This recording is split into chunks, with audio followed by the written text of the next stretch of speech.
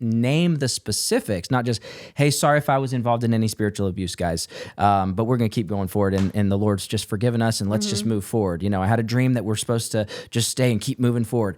Screw that. Like, actually own the specifics. Call the people that you've done these things to, call them and say, this is what I did, and I'm sorry.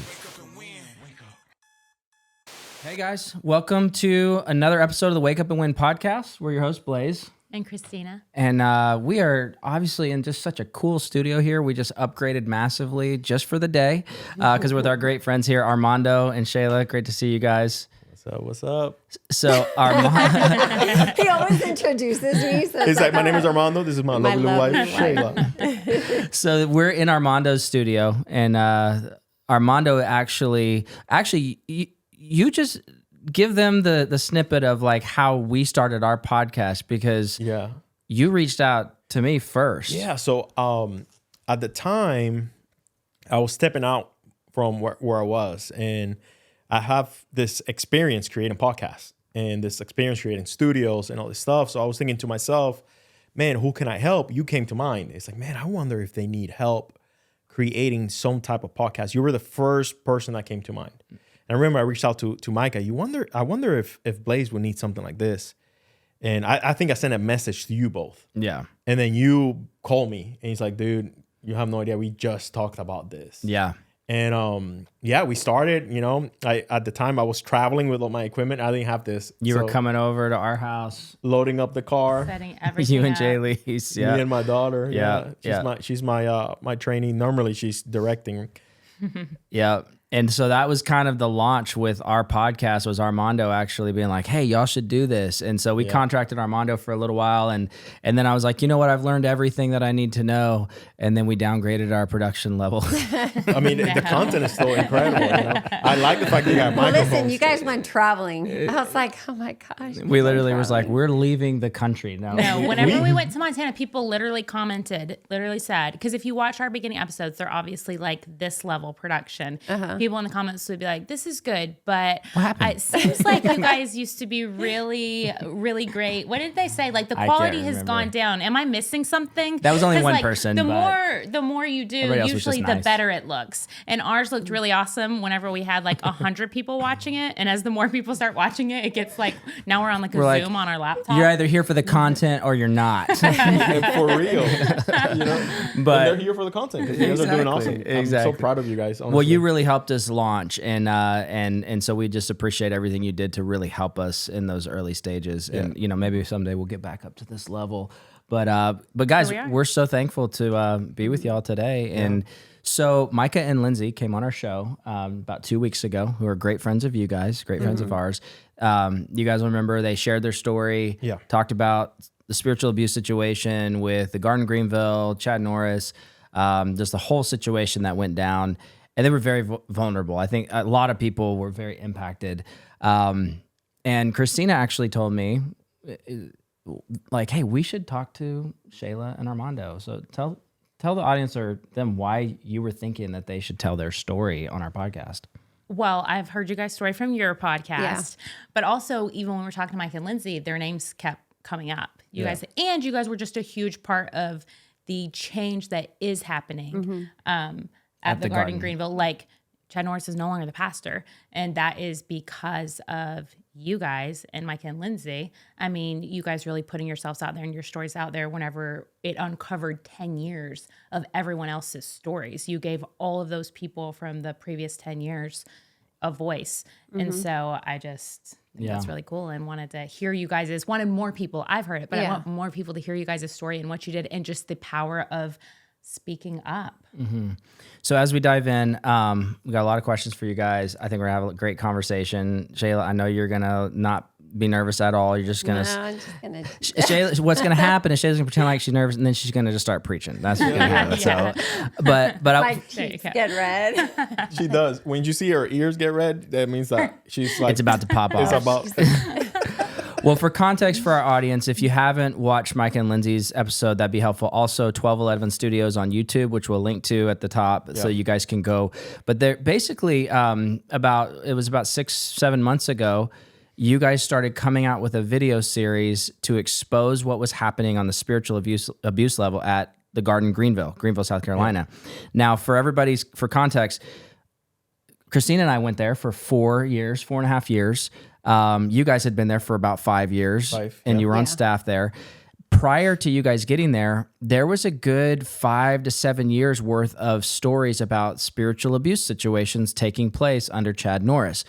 And there were confrontations, there was elder meetings, there was people fired, meaning anybody that would confront would end up leaving, right? And but Chad kind of stayed in that position and downplayed everything. And we were there for 5 years, did not know about all this stuff, the confrontations behind the scenes, but we would hear things from the stage like, there's warfare coming against us, and we're like, but we never heard what was actually happening until finally Micah came to me and said, hey, we're leaving staff at the Garden, and if you want to know why, just ask. And so we asked. He had already left staff, but he was actually leaving the church. Right, he was leaving the church, and at that time, Micah had worked with us in our insurance agency, and so then we're working with you on our podcast, and then we're like, so we'll get into that too, but you guys started unrolling everything, and everything just blew up. It was almost like it unearthed 10 years worth of pain for people, and people came out of the woodwork saying, thank you. And it got to this point where it bubbled up so high that they could not ignore it, and Chad had to step down, and a lot of reform. So all that said, I want to just give that context. You guys start us from the beginning of what took you guys to Greenville. Y'all were from Florida, right? And I know you spent some time at Kansas City IHOP for a little while. Yeah, I did, 3 years. But just kind of give us an intro of yourselves. Yeah, so again, my name is Armando, my lovely wife, Shayla. We have 4 kiddos. You're better at introductions than I am. But we have 4 kiddos, and we were in Florida. We Puerto Ricans, moved to Florida. We've known each other since we were 8 years old. Like we've known each other. She didn't look this beautiful when she was 8, but like we dated. Neither did you, huh? No, I didn't. No, I was gorgeous actually. Now it's like flip flop. Now she's gorgeous and I look like a Shrek. I'm kidding. No, but anyway, so we've known each other forever, Yeah. and we dated when we were younger, separated. Such a long story that we have. You guys have a very powerful story that everyone needs to go to A Home of Love, which will also Yes. link. Yeah, we have 2 YouTube channels, 1211 Studio, which is new, and then A Home of Love, which has been our ministry for some time. It used to be called BTG Movement for a long time. What did BTG stand for? Better Together Movement. Cool. We have a story where we got married young, so much junk that was happening. We got divorced and we remarried. Yeah. So we were in Florida, moved to Georgia. I was creative director for a film company, and then that's where we met Micah. Micah was our pastor in Georgia. Okay. So from there, I didn't. I literally said Oh that no, to you on Sunday. Mel and Mo though they weren't in Georgia. They were in Omaha. Okay, that's what we. I was okay. saying on Sunday, Florida. I was like, everyone around, this is like Micah's previous church except for on us. Sunday where we were hanging out. Yeah. So and then Melanie wasn't part of that, but yeah. So I was with Micah. We were there for 3 years maybe. We were there. I want to just go back real quick. When we were in Florida, we kind of went a little bit.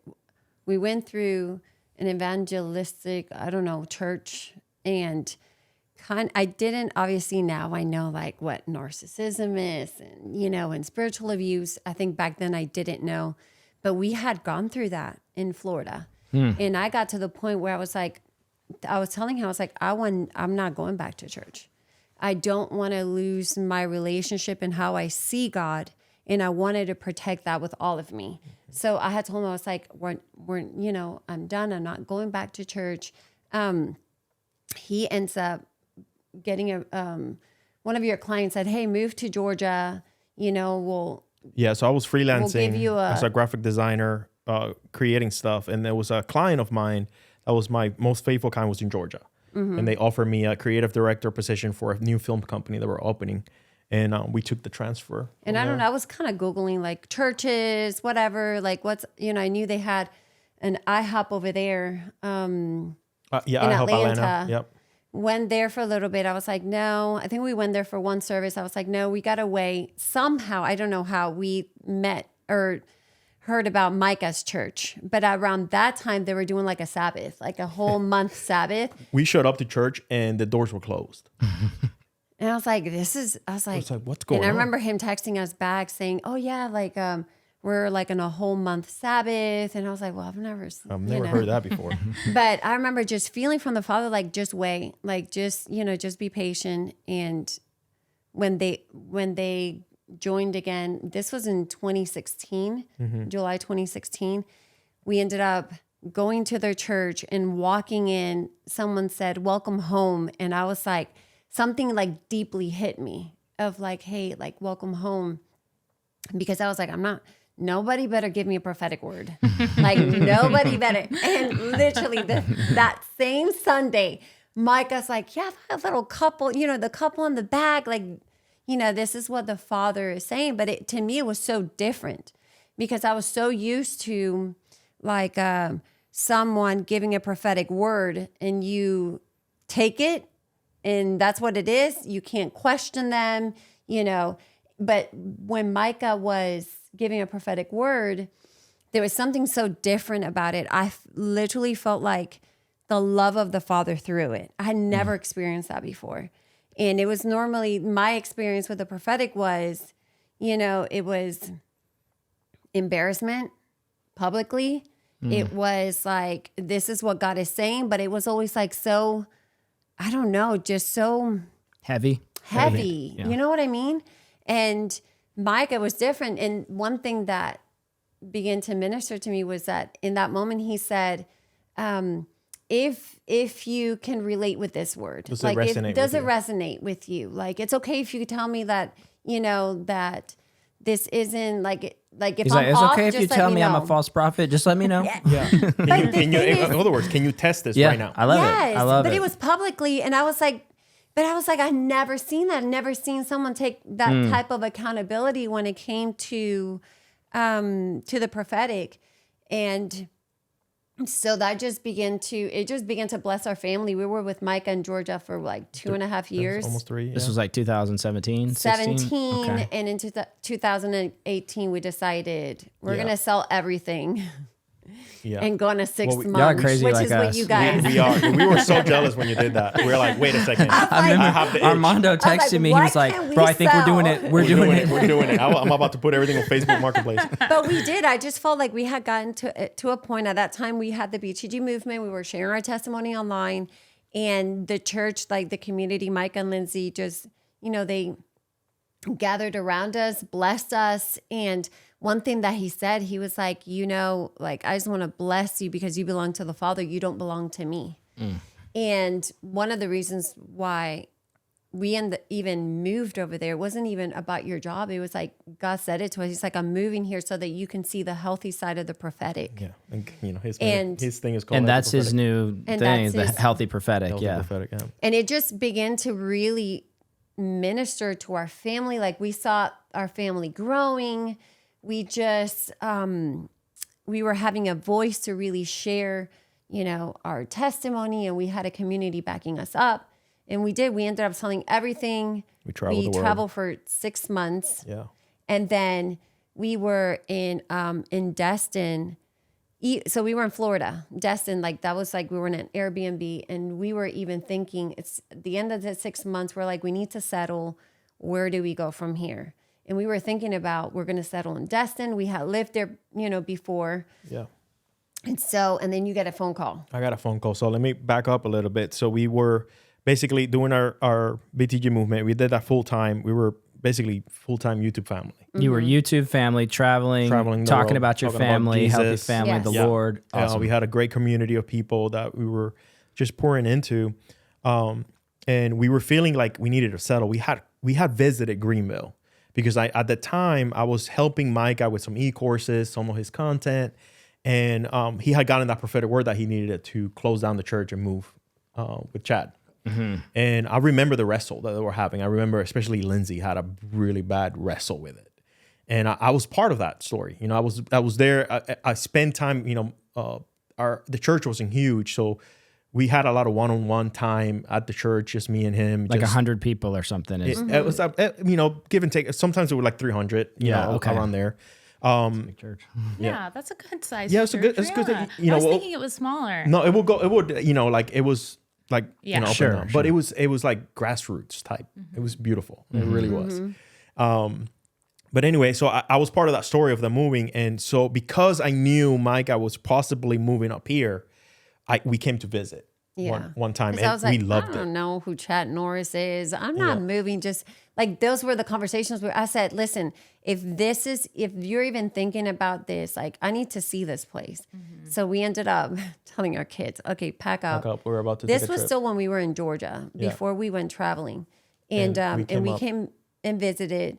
And I love anything that has to do with like downtown, our downtown Greenville. It's absolutely gorgeous. So I was like, okay, I can, I could see this. I could see this. Still don't know who this person is. If I move here, it's going to be because of this or just a location. But it wasn't something that we had even considered during our 6-month travel. No, but so basically, then we're in Destin. We're planning to go to Puerto Rico next. And planning, okay, where do we settle? It's already been 6 months of us traveling. Where do we settle? And I had gone to some men events, the Garden men events. One of them, Mike, was actually speaking, and I came with all my cameras. Because I was doing his content, and I came to film his teaching so I could put it in his social media. And that's when Chad had his eye on me. That's when it went, wait a second. And then I had done a documentary with Micah, where we went to Las Vegas and we did a scavenger hunt, and we prayed to us right after the massacre. We prayed for as many people as humanly possible, and we filmed it. And it was this documentary was just being out, just being guided by the Holy Spirit and just ministering to as many people as possible. It was an amazing documentary, beautiful. And he also saw that. So here we are, we're in Destin, and my phone is ringing, and it says Pastor Micah. He's always been Pastor Micah in my phone. It says Pastor Micah. I answered it, and it wasn't Pastor Micah. It was someone else's voice. And he's like, I want to tell you something, boy. Like there Boy? is, yeah. Well, maybe he said that. I don't know. This is my Puerto Rican. This is my Puerto I Rican. think I was still sleeping when you got that phone call. You were sleeping. That I'd was been the like, feeling, though. excuse you. Yeah. He's like, listen, there is an open window. This is what I do remember. There is an open window, and the window is closing. This is an Abraham moment for you. You need to pick up your family, and you need to come out here. There's purpose for you here. There's purpose for you here. And that was the word, but when I answered, it was Pastor Micah. I mess with him all the time. He's like, dude, this is your fault. I'm over here. He's like, I'm so sorry, man. But I trust Micah. Because we had gone through so much, we went through that spiritual abuse before getting to Micah.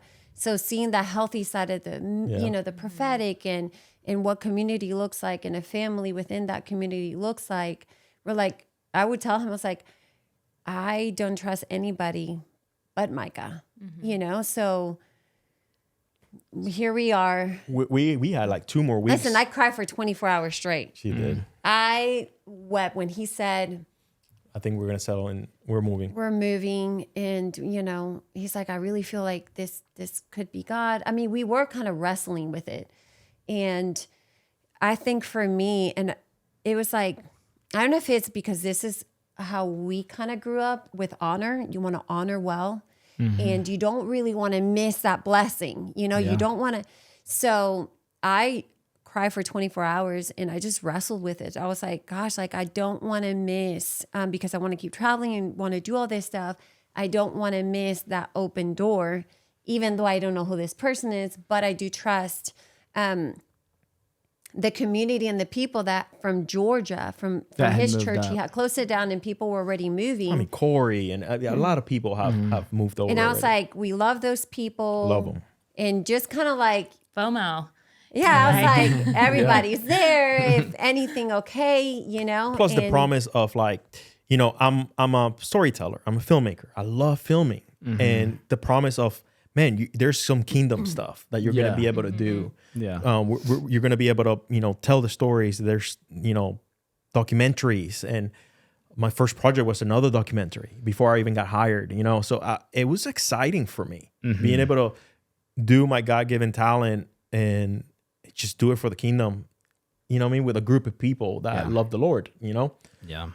So we end up moving. So real quick, I want to just kind of like pull back to this first word that you got over the phone, over Micah's phone, but it was Chad. Yeah. So a couple things I want to point out, which is just really interesting, is that number one, it seems like, and I'm not going to say anything about this is sinful or evil or this, that, or the other, but when I look at the process and the pattern of the unhealthy prophetic that we've all kind of been around, and probably many in our audience have been around, is kind of this idea of like, how could that have been brought differently that possibly could have been an invitation versus a boom, boom, boom, you know, give me your phone, Micah, however that was. Hey, I'm going to call him, and from your phone versus like, hey, Armando, I'm with Chad. He has a word for you, I think, and just want you to weigh this. Boom. I'm not saying that's on Micah. I'm just saying the process of like even prophetic words to get people to move. That's kind of an intense word to like. And the whole like, this is a window here and it's closing. It's quickly closing. You must come. Like, it's like this urgency. Like, you have to make a decision like right now. Right now. It's not like, oh, you have plans to go to Puerto Rico. Well, we're still going to be here when you get back. You should consider this. Or, you know, it's just always this sense of urgency. Like, if you don't do this now, you are going to miss it. Yes. And it being God. Yeah.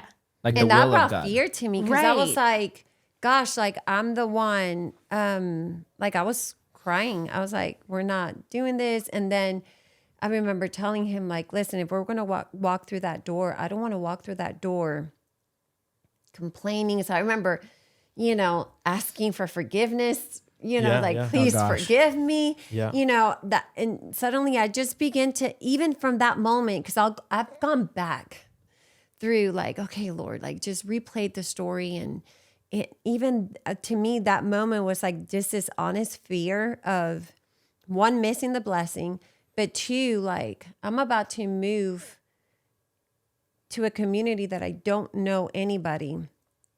There's this pastor, and all I could have is just this bad taste in my mouth for, aside from Mike and Lindsay, for ministry and all of that. So when we moved there, I remember telling him, I was like, I'm not moving here for the church. Like, if I end up going to church once or twice a month, like, but I'm here because I want to be in that coffee shop and I want to do this. Village grind. And the people that moved, and the people that moved. Oh my gosh, Georgia. I forgot. We were in the same. I was going to We say, lived in the we same have to say mill, this. dude. Listen, Oh I have my to gosh. say this. Okay. So we all lived in this the is so lofts cool. at Brandon Mill, which are like the coolest lofts. Yeah. Yes. And we saw you guys. This is before we went to the garden. We saw you guys in the elevator. Yes. Like a couple times. You guys were always so nice. Just like, hi. I mean, we never like got to know you, but we're just like, oh, they're nice. Like they smile at you and like don't completely ignore you in the elevator. And one day we saw you guys in the elevator, and afterwards we were like, they seem cool. Like, you know, you have all your kids and, and your kids we would be skateboarding around. Yes, I remember coming out and seeing like Armando hide behind like pillars jumping out of Ethan. And like one time I walked by and Armando was like jumping out of Ethan. I was like, because we didn't even realize that this was our were neighbors. door. Yeah. And you guys were just a few Like doors four down. down, four doors down. So Blaise literally says to me, he's like, we should be friends with them. And I was like, yeah. Then the next Sunday, we're at the garden, true. we're at church, and we're just sitting here. And then they have your this like screen. special thing on the screen, like a video. And it's literally you guys and your testimony and how you guys got to Greenville and how you're here and all of this stuff. And we're In the like, that's lofts. the guys from the elevator. that was pretty So then we nuts. were like, afterwards, I think we tried to find you guys and be like, hi, we know you from the elevator. Hello. Well, I remember walking, and I saw you sitting in the back, and I was like, they're the people from, you know, where we live from. But And then from our Armando loft. said to me, he's like, there's a short window. You either You're join in this short church window. now, Either church you're now, going- or I want you I want you on stage with your acoustic guitar. No. But anyways, it is wild because we were literally like a pretty few wild. doors The down same. from you guys. Okay, so you guys, boom, you're in the church and you're having these conflicting feelings. That's really helpful for context too. Just like it makes a lot of sense. You get there, and I just want to highlight that prophetic scenario, which I call more unhealthy than healthy at this point. It just seems like, let's just say I have a word for somebody. I feel a strong sense that God wants them to move. Well, that's pretty heavy to say. You got a short window, get here, but it's like, hey man, have you ever? I don't even have to say God said. I don't even have to say like, hey man, have you ever considered like moving out here? Like your buddy's out here. I see you're really good with the camera. There's a lot of opportunity. Not saying you should, not saying you have to, but consider it. Imagine that coming to you guys, healthy, talking through it, praying through it. And because I think so many of these scenarios is not that none of these people ever heard from God and they're all just bad. I think that God speaks to a lot of people, and he speaks to a lot of people that are actually broken people, and broken people bring God's message in a broken way sometimes, and it breaks other people when it really could actually, because I think maybe when I look, I'm like, you guys probably were supposed to be in Greenville. You know what I mean? Eventually, like, so I don't know. What are your thoughts on? Yeah, I think, one of the things that comes to mind, because as you were talking, we were in a very vulnerable place where we were literally having conversations with God. What's next? Like, what do we do? I mean, even when we were traveling, like, I really began to have this deep desire to settle, and I was like, well, if you're calling me to Greenville, then, we're going to settle. Because in my heart, I knew there were things that he still wanted to heal in not just in our marriage, but I think just personally. I mean, we talked about our testimony, and we've been restored for how long?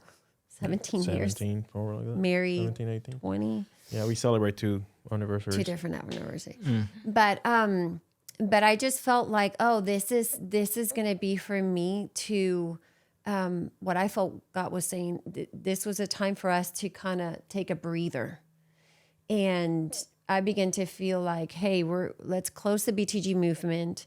Like, I need a pause on a lot of stuff. I just want to be a mom. Like I kept saying, I just want to homeschool my kids, be a mom, and just really work on I felt like I had not mourned certain things that I felt like I was just bringing, honestly, to mind, like when it came to our miscarriages and, and I had, I was married before I married him. Like, we dated, we separated, and then I married somebody, but he passed away when I was 8 months pregnant.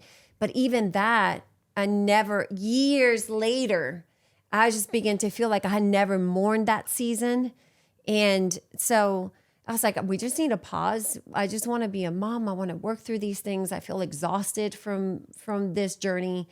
And that wasn't what, we moved here, and it wasn't like that. That same word that we got, hey, this is like, boy, you got to move here. You have this window. I felt like it was, when we got to the church, it was always like that, in that same intensity.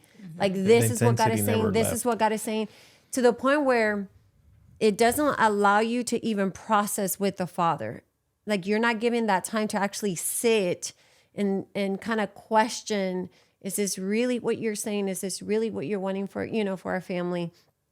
And as soon as we got there, like, you were just working part-time with them. In the beginning, I was just helping. They were kind of like a client, like one of your clients. You were going to help, like, social media and stuff like that. But for me, it was like immediately, as soon as we got to the church, within 2 months, like, I got put into Wendy's, which is Chad Norris's wife. She was doing like a women's like weekly discipleship thing.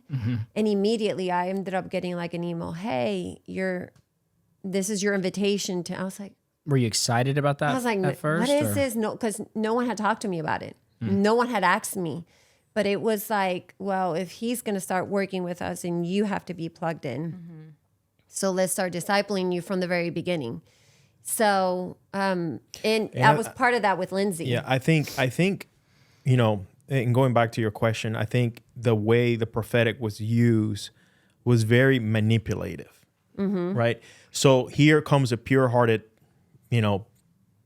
boy, kid. I'm a man. Here comes I'm a grown man. I'm a grown man. Here comes, just pure-hearted, just wants to do kingdom, excited to film, excited to do these things. We were taking a break from what we were doing as normal. So I'm like also thinking, okay, how do I provide? And so, man, I'm going to get a job doing what I love. It's like someone pinch me, like I'm in this place, like someone pinch me. And I remember my first meeting, And I couldn't understand the word. I told Shayla about the word, and she actually couldn't understand it. They prayed over me. He's like, Armando, we can't hire you full time right now, but we could come in as a client. We'll give you this stipend every month. You could start this documentary idea that, at that time Michael Thornton was coming in, and I'm like, man, he has a lot of history. I could do a historical documentary, and they hire me on to do the fire that. in the Carolinas documentary. Yeah, the Ignite, and I'm like, man, I could totally do that. But a word they told me was, Armando, you picked up a mantle. You picked up someone's mantle. They messed up. And he went ahead and said the word. And I'm going to say his name because he already knows. I've already been in communication with him. He's one of the first people I called. Darren Wilson. So apparently Darren was supposed to do some, So it's for context. A lot of people will know and a lot of people won't. If you go back, look at Finger of God documentary. Amazing. What's the other one? Holy Spirit. Holy Ghost documentary. A couple more. But he was plugged in at the church in Greenville. So he was like a member of the church. He was. So the story was that he was supposed to be doing something. He decided not to do it. So he failed his mission. And I was the David in the shepherd's field. And I picked it back up. And I would basically picked up the mantle of this man that was supposed to do something with Chad, and he decided not to. He chose out. And I couldn't understand it. But I couldn't help being excited. Of course. I looked up to that guy. Yeah. Like I've watched all his stuff and I couldn't really understand it. But, the more and more I began reading and the more of the books he made us read, like the Undercover book and the John Bevere Undercover. Owner's Reward and all these stuff, then I'm beginning to think, oh, okay, you could mess up your thing. And there's always someone in the shepherd field. So there's always like this fear base. It's almost like this underlining of fear that was being placed. I miss out, my mantle will go to somebody else. Yeah. My calling will. When he came to me and said this to me, I was like, what mantle? You're Mandy. You're your own person. You're your own person. It's like, what mantle? That's so off to me. Like, what are you talking about? That's what I kind of want to know too. Like, is there any type of biblical reason for somebody to have, what does that come from? Is there a story in the Bible where they... Elijah and Elisha. So that actually is a thing. But it's an actual mantle. It's an actual coat. It was when Elijah got pulled up to heaven, Elijah said to Elisha, if you follow me to my death or to when I get taken, then you get my coat. And when he got his coat, then he started doing miracles like him. Okay. But New Testament wise, there's not one thing it actually says that John the Baptist was the greatest, but those who are least in the kingdom of heaven are greater. So the mantle is just, we all have the Spirit. It's like the prophetic movement does this mantle thing. Well, that's what I'm saying. I hear it all the crazy. time, and I'm just like, why is this like a thing? Yeah. Yeah. So my beginning stages was a lot of praise. Like there's so much praise. Like we did that documentary and we packed that house.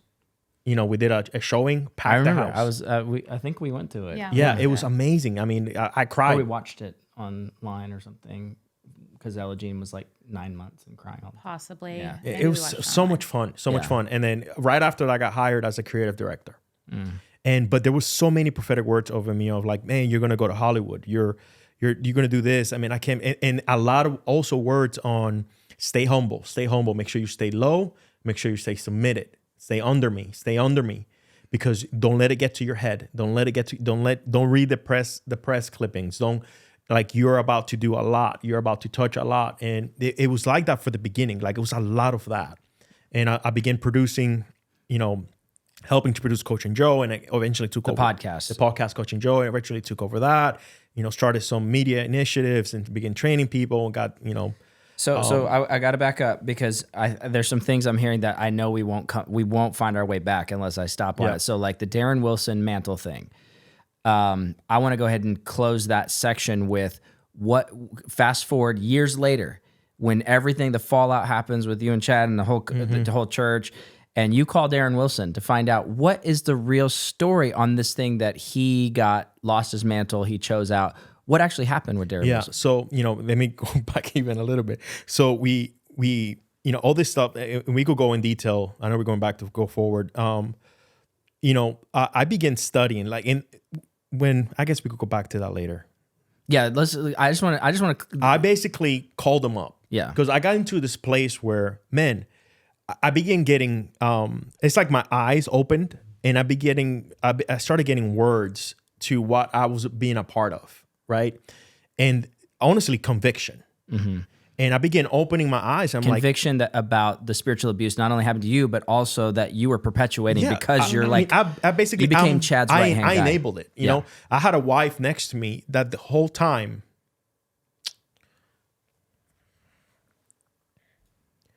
The whole time she was discerning something was off.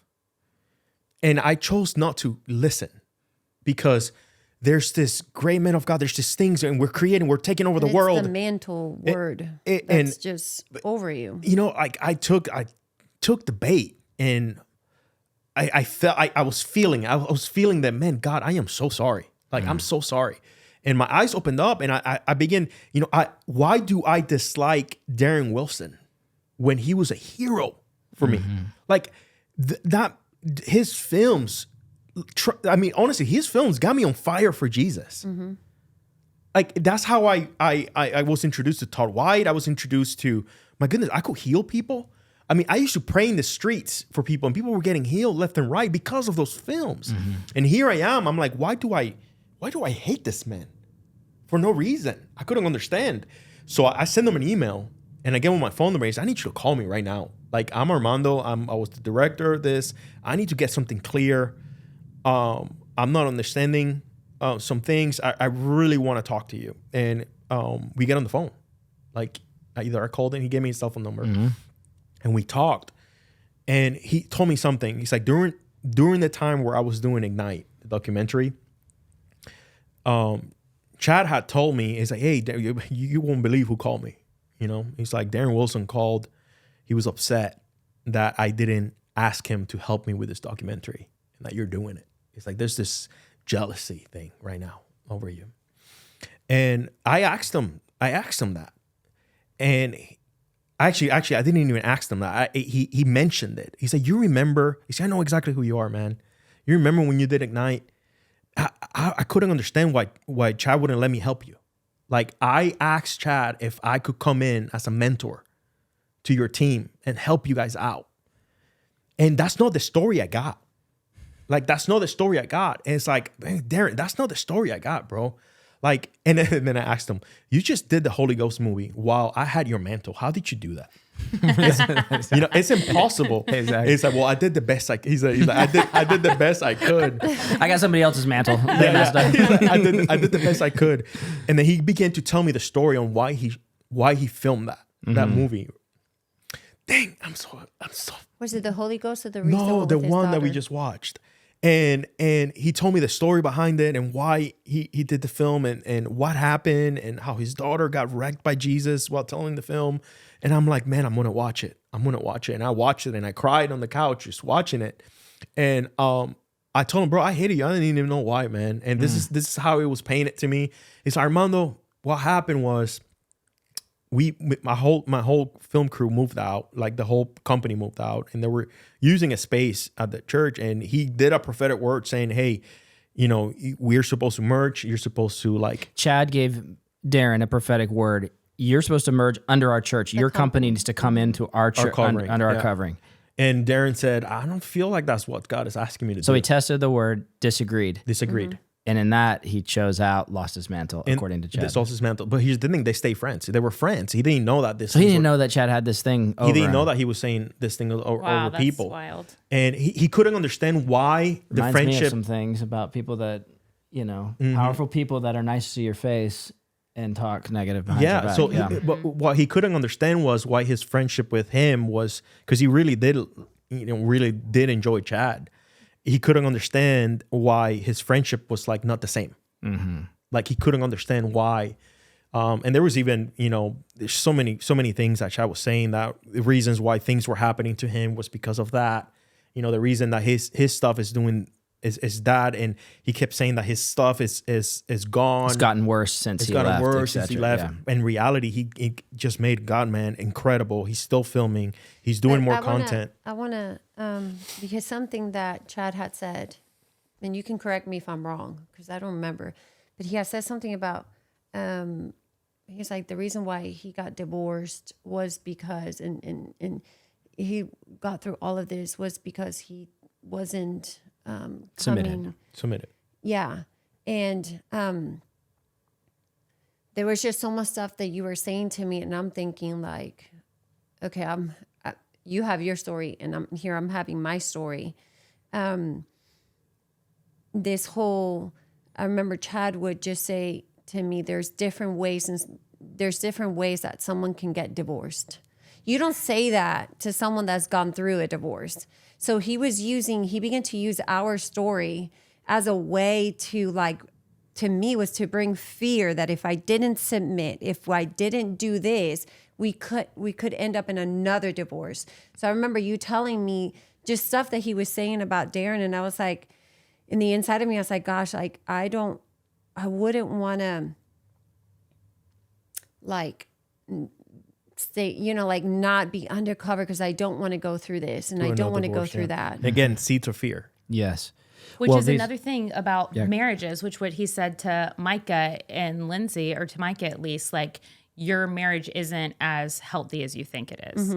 Telling you guys, there's different ways you can get divorced. I don't even know what that means, but to us, which again, we weren't as close. We were never on staff. So we don't have like a huge thing, but he would tell us things and just say, if you don't do this, then, and if you don't do this being like, honor your authority and go under the covering. If we don't watch out by being around you guys when y'all were going through your season. If we hang out with Armando, it could destroy our business and our marriage and our family. That was what was said to us. So it's just so crazy the way he goes after marriages. I just want to say what's so wild that I just got to point this out in regards to marriages, because, and I don't, y'all don't know the inner workings of our life and marriage. We don't know the y'all's, but here's what I do see, even with Micah and Lindsay and you guys and with us. I know for the last year, the last 9 months or whatever, like I would say right now, like there's been a lot of shift in our lives. There's been a lot of things that changed, the church, even the way that we did our business, some things that we stepped away from.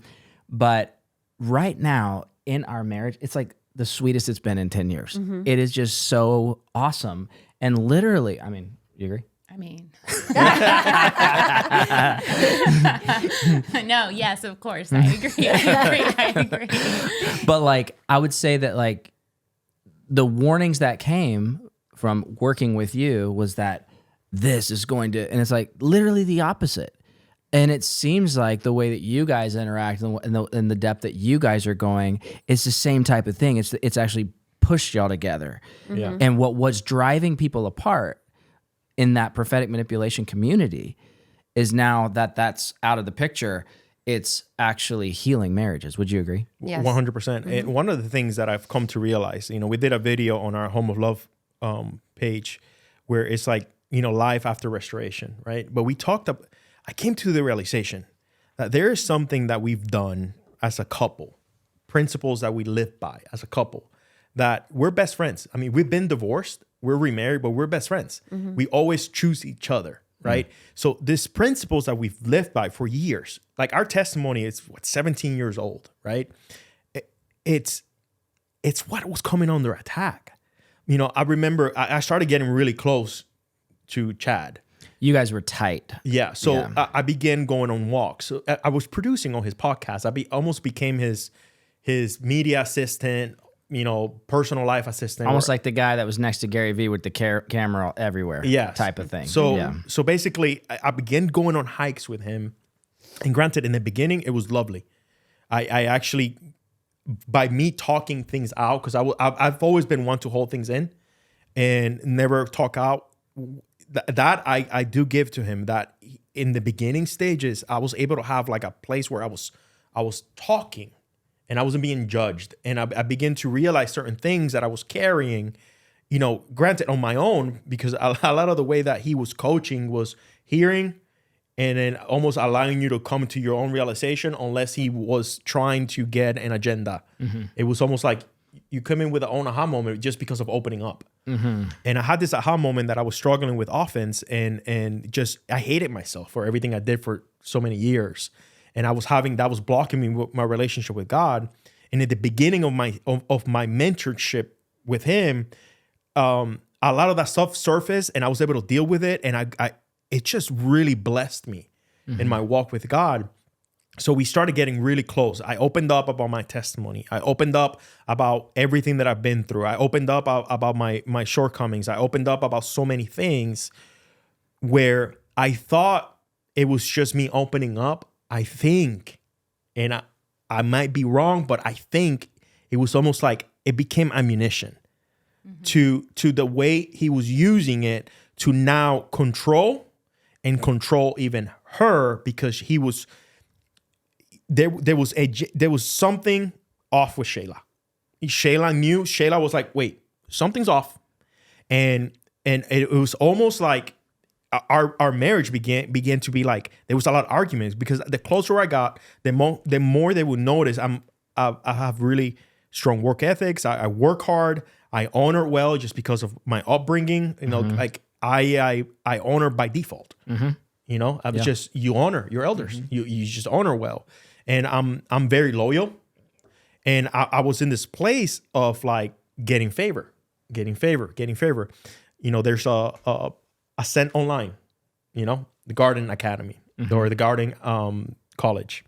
It was called Ascent Online. Ascent Online, that school. Yep. Yeah. So now I'm producing the show, and now all of a sudden it's, we're going to go digital. Well, Armando has a lot of experience in the digital world.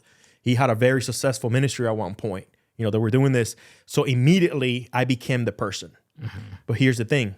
She became the person. And the comment was, we need to make sure we get Shayla healed up, because if not, all this is going to get ruined. I can never understand that. Everything will get ruined if she's not healed up. Healed from, it was always like, oh, you need healing, but it wasn't like they were putting words to that. So I remember when we had first arrived there, and this is something that he always spoke from stage and always shared with people. He's like, yeah, because I always knew that the first day that I saw, it was Mike and Lindsay and us. We were sitting at Foot Rockers. Did I say that right? Yeah, Foot Rockers. Oh my God. Foot Rockers. I was like, my Puerto Rican accent did not. We were at that restaurant. And we were eating, and somehow we just ended up seeing him. And he always said, like, yeah, I just knew from that moment of looking at you that God brought you here because you needed healing. And, you know, the more he got closer to him and he was getting praised and, you know, and Armando this, and I was like this, right? And he's going in these walks and sharing his life. And I'm like, okay, now we're part of their home group and they're discipling us. But I always felt like, I remember telling us, like, I feel like they're picking on me. Like I'm always being picked at. Like there's always something wrong with me, but no one's really telling me what's wrong with me. And to me, that became, it was awful, because as he was like, I don't know, being put in a pedestal and he was like being praised and all this, I just felt like, am I really hearing from the Father? Because now I'm the one that is coming against everything, you know? There's always something that they want to. Nothing was easy. So nothing, they will put something on us, and I knew it. I'm going to bring this to Shayla. About leading Are the you ascent. sure you want me to lead the ascent? He said, no, that's what God is saying. It's like, Shayla's not going to go for it. I knew it. I knew she was not going to go for it. And I brought it. I was preparing myself mentally already. How do I paint this to Shayla? And I bring it home, and I knew it. There was going to be, the sermon was going to be off. No. And it would become an argument. But so there was, because her discernment sensors were going off. But man, like they made her they basically made her an assignment. Yeah. They made her an assignment to get her healed up so we could do everything we had to do. She was coming against it. And not only that, then words started coming to me of, Armando, here's what's happening. You are higher spiritually right now than your wife for the first time ever. Chad was saying this too. Yes. And she can't take it. Wow. So she is being jealous of how higher you are spiritually than her now. We were going through these ascent.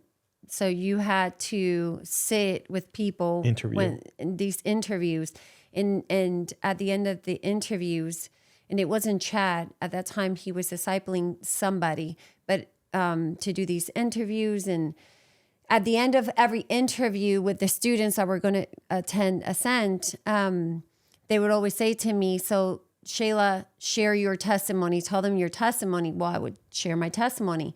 And then I would, at the end of share the your meeting, testimony to who exactly? to the person, like, share your testimony, to the person. students that I'm were being thinking, like, interviewed. okay.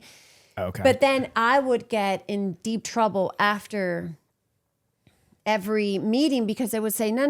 Your testimony, it's not what happened in your marriage. It's what God is doing right now. And what God is doing right now is that you're finally submitting to your actually husband. submitting to Armando. As a wife, you're actually honoring now your husband, and you're actually, for the first time, instead of you controlling, now you are actually submitting. And I couldn't understand. Like, I would just, like, I remember having They're telling conversations. you You're like, what hey, your that's not testimony my is. I'm testimony. like, have I That's not my not? testimony. I'm like, have I Have I not honored you? I ain't submitting to this boy. I've been submitted to this man for a long time. What are you talking about?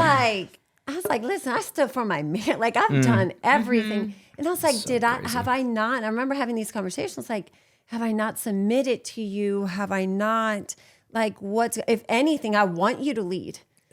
In Wade Mullen's book called Something's Not Right. Have you guys read that book? No. I highly good. recommend it. I would recommend it to everybody. Wade Mullen's book called Something's Not Right. It's about spiritual abuse. He went through it for 2 years on church on staff at a church. Makes so much sense when you read that. You're like, so anyway, he says one of the things that a psychological or spiritual abuser or a sexual abuser will do they will detangle, or they'll deconstruct your external world and isolate you, and they'll change your own history. They'll tell you a different narrative about your life in order to own the narrative. Now you don't even know who you are anymore. Exactly. And God tells you who you are through this person. So basically, there was times there was that one conversation of like, oh, you're higher spiritually. He told me I was higher spiritually than Micah.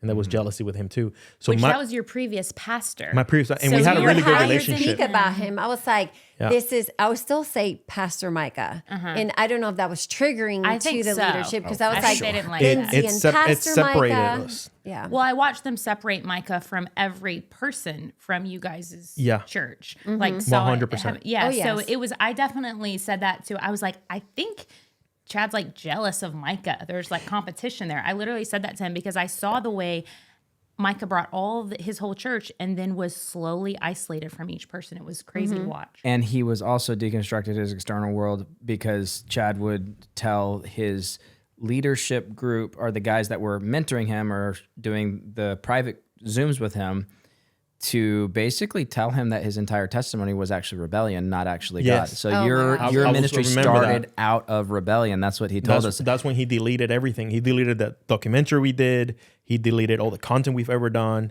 I still poke him on it. I can't believe you deleted that documentary. I hear you guys joking about it, and I'm wondering, like, so you made it, and it was on Micah's YouTube. And he deleted everything, and there's there's nothing anywhere. It's all gone because Chad told him to. Yeah, that it was all made out of rebellion. It was made out of rebellion. So he literally deleted So all Micah, the cool things you're talking about. Y'all made, they're gone. They're gone. All the testimonies and the things that were like just gone. I can't believe it. So, okay. I have to say one more thing. Please. Can I say one more thing?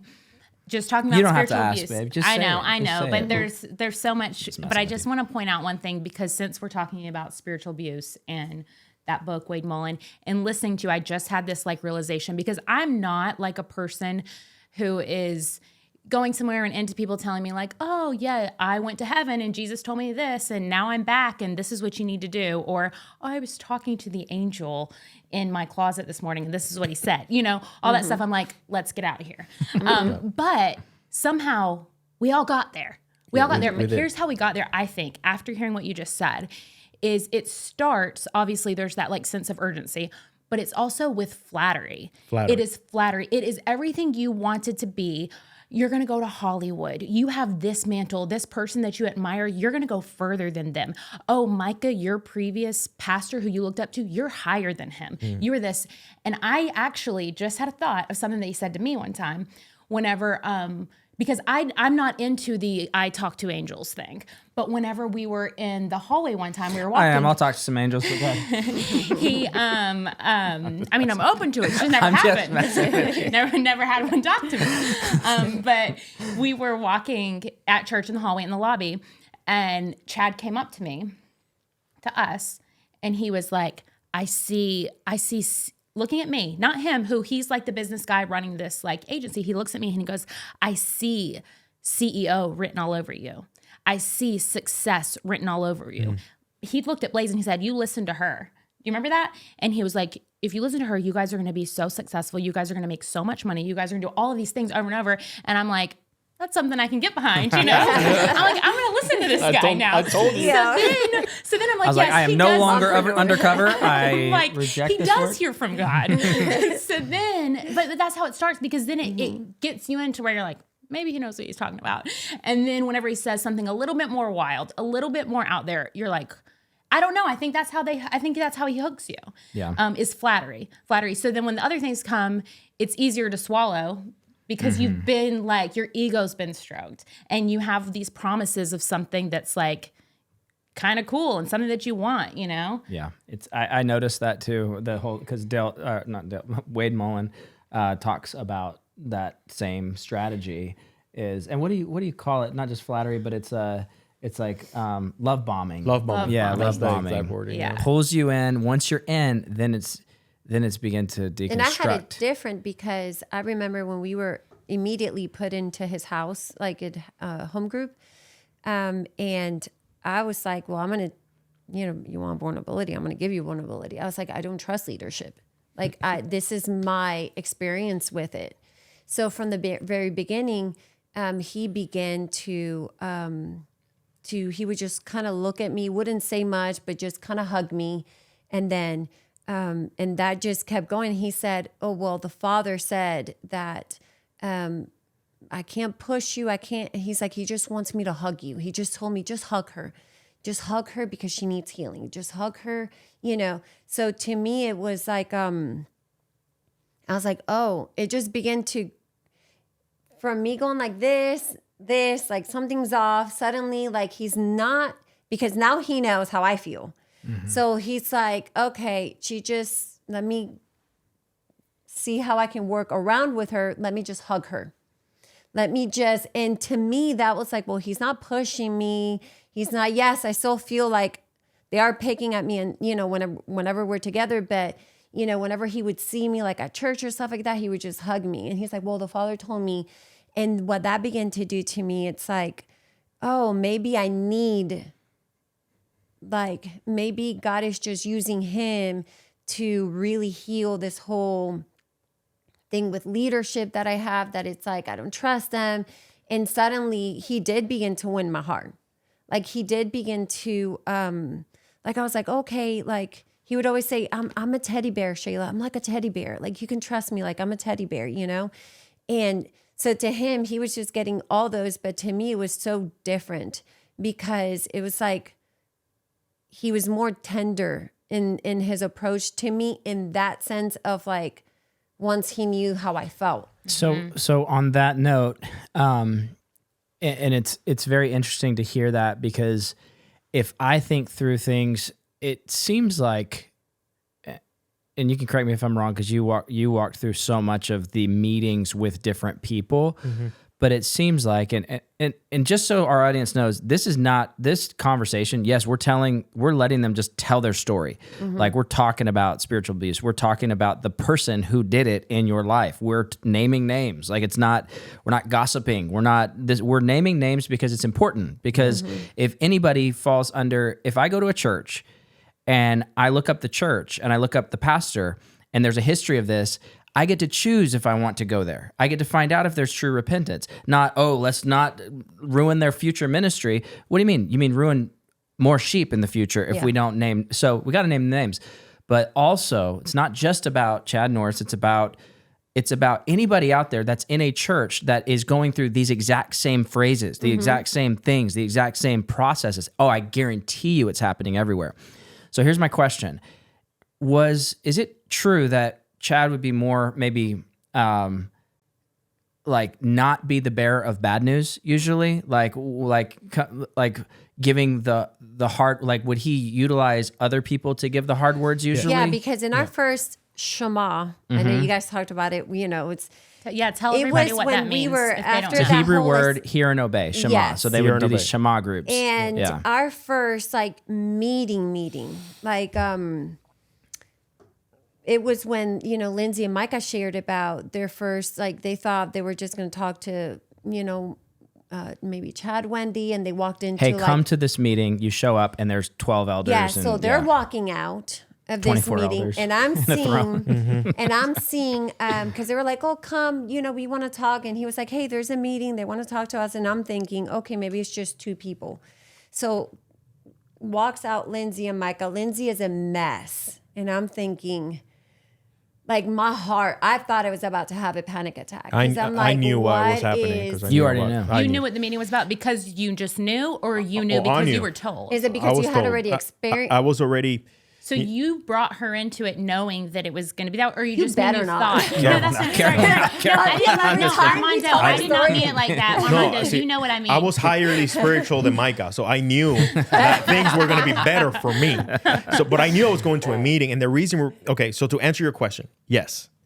A lot of times what was going on is in these meetings, it was never just Chad and his associate. It was Chad, associate, and everyone else that agreed with the vision of what they were about to do. What the meeting was going to happen. Yeah, and a lot of times the person doing a lot of talking was the associate pastor. Somebody else, yeah. It was somebody else. Always somebody else. Even his home group, like he'll say a prophetic word about somebody and he'll say, what is everybody else? Does everybody talk? And you know what I mean? So everybody then would kind of follow up on that same trail. Same vein, yeah. Yes. And so I'm walking into this first gathering and it's like, people I don't even know. And if anybody knows me, I'm like, I'm not going to just be vulnerable. I'm not going to just open up and share stuff to you.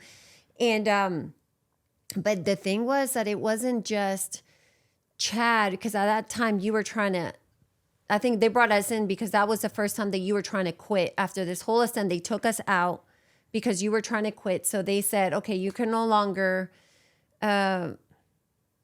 do the ascent. They took whatever home group at that time we had, and we end up in this Shema. Yeah, but it was more. So I think this was, for me, this was almost like I don't know if they were just testing my loyalty. I don't know what it was. But I got to a place, I did the documentary. I was doing all this Coaching Joe things. And I was just still feeling just like something's missing. Something's missing. He said, babe, I feel like we really need to pick things back up. Like your BTG movement, your YouTube channel. Yeah, like something is missing. Our way of living, something's missing, something's off. And I remember I opened up to Michael Thornton. And I think it was the associate pastor, Michael Thornton. And I said, man, I'm feeling like God is really like asking us to pick things back up. I think I'm going to quit. Like I'm going to I'm not going away, but I could still help, but I need to really focus on my own thing. And I feel like for the first time we were in agreement with that. We were in agreement. So basically I tell this to him. He brought this to Chad. I don't know how he got to Chad, but he got to him. And now they're planning these meetings. Granted, at this time, there was a miracle that took place because we have a film project called Fearless Love that we've been trying to do for a very long time. We want to be able to tell a movie. And I was praying for equipment. And this person just, I had all the equipment on a shopping cart, and I was just blessing the shopping cart. It's like, God, this will help me be able to tell the stories. Mm-hmm. And this person felt led to invest and bought everything on the cart.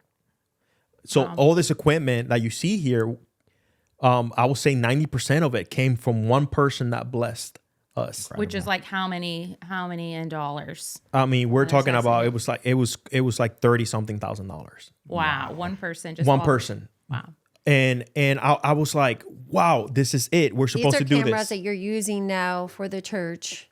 Yes, I'm using a lot of my equipment to. So all the equipment that was purchased, you're using it to. Yeah, a lot of the equipment I was using to do like the documentaries and all that stuff. I use Coaching my own Joe equipment. stuff. Yeah. Now they have their own equipment, but Sure. I have better equipment. So I upgraded a lot of your the lighting. equipment was higher on the mountain. Yeah, it was higher in the mountain. It was spiritually higher. There's some phrases that I'm like, I don't think I can get them. So basically, I'm Listen, quitting. I just got to say about the higher on the mountain thing. When we first, listen, I've been down some crazy roads in the prophetic, meaning like listening to, like back in 2010, listen to some out there people.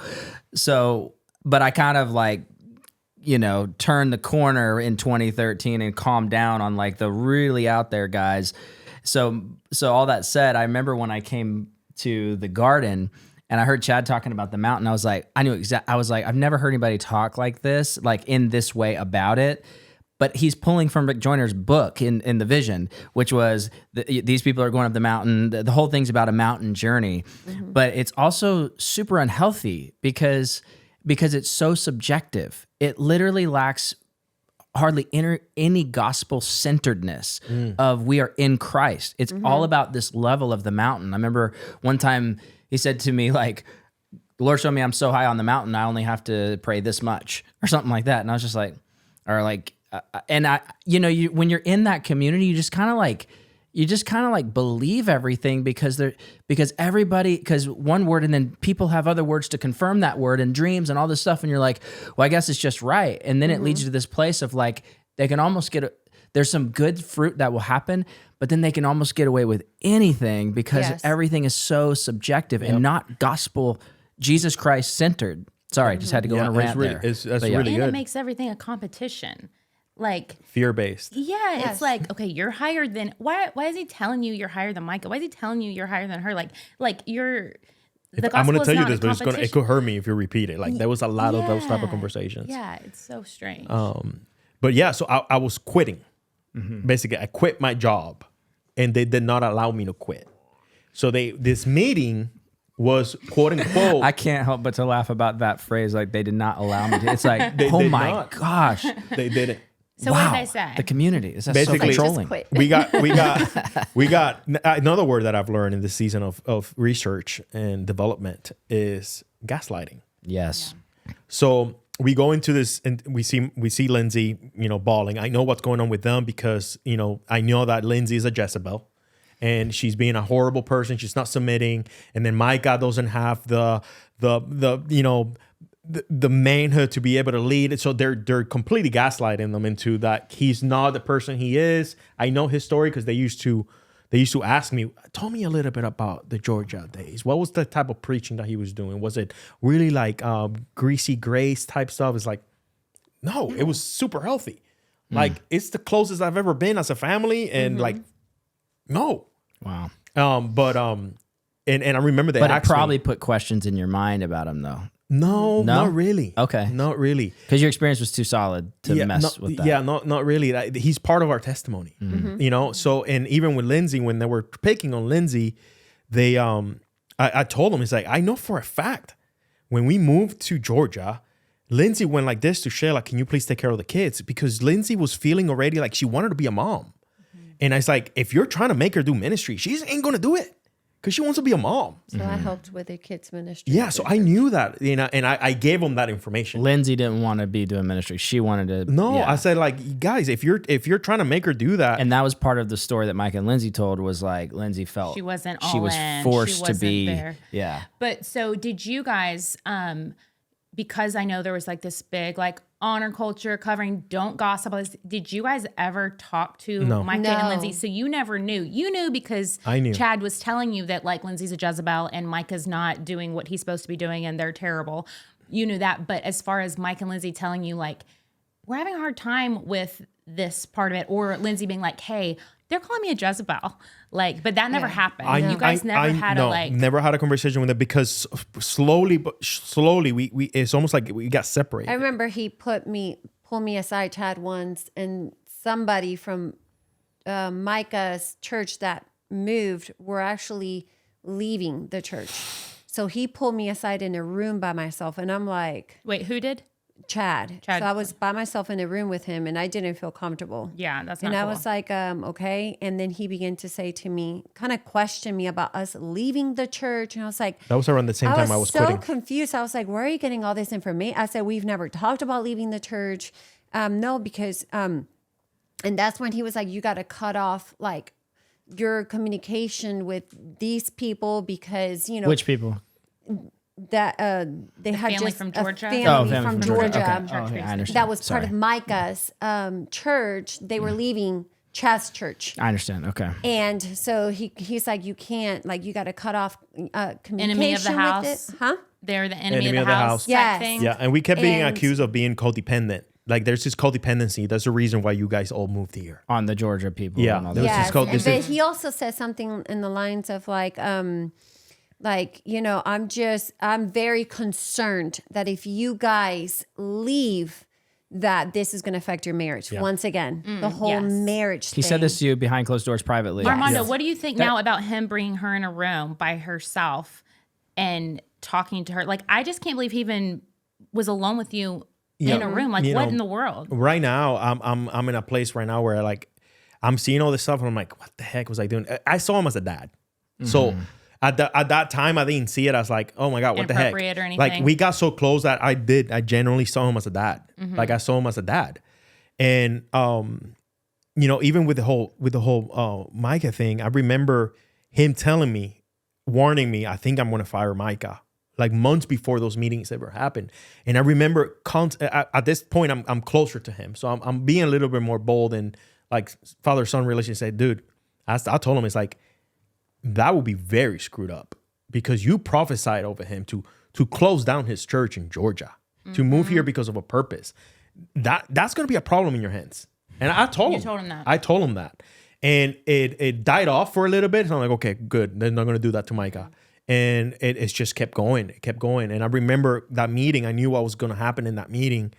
And I know, you know, we were called into the meeting and I thought it was like his exit plan or to try to express why do I feel like I needed to quit and I needed to pursue this other stuff. But it wasn't that at all. And basically we sat down. There was a big group of people. They attacked her for the most part. Like What I did they wasn't, say? basically I wasn't choosing into community. She wasn't choosing in. And Were you How friend? though? Were you- How I just so? wish, exactly. Because I'm like, okay, I have community in the sense of like, I have friends that now feel like family within the church. But when it came to the leadership, I think that's what they were saying. Like, Armando's coworkers. You weren't choosing into. I wasn't choosing into their community, you Well, know? yeah, we have friends. And that really like upset me because, mind you, I had been for a year part of like Wendy's, like every Wednesday part of her. No Was one Wendy in that ever meeting? mentioned. Yeah. Okay. No one ever mentioned to me the things that I was hearing for the first time in this.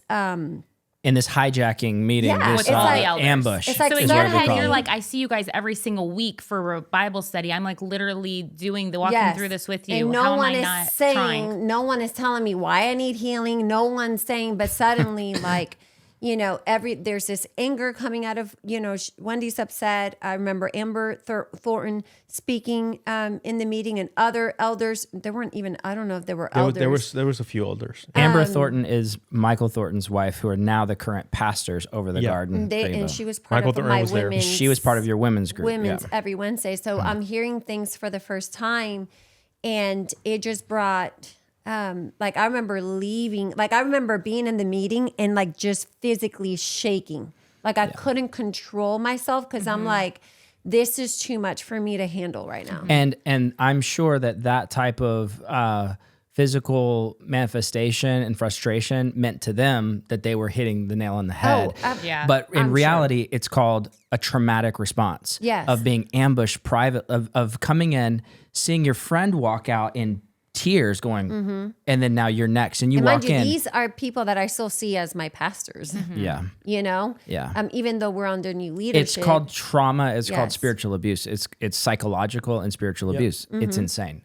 So what were you thinking during this? At this point, were you like thinking, agreeing with them? Like, yeah, she's, you know, not, you know, wanting to be a part of the community. She needs all of this stuff. Or at this point, were you like, this isn't cool? Those are great questions. I mean. No, it is great questions.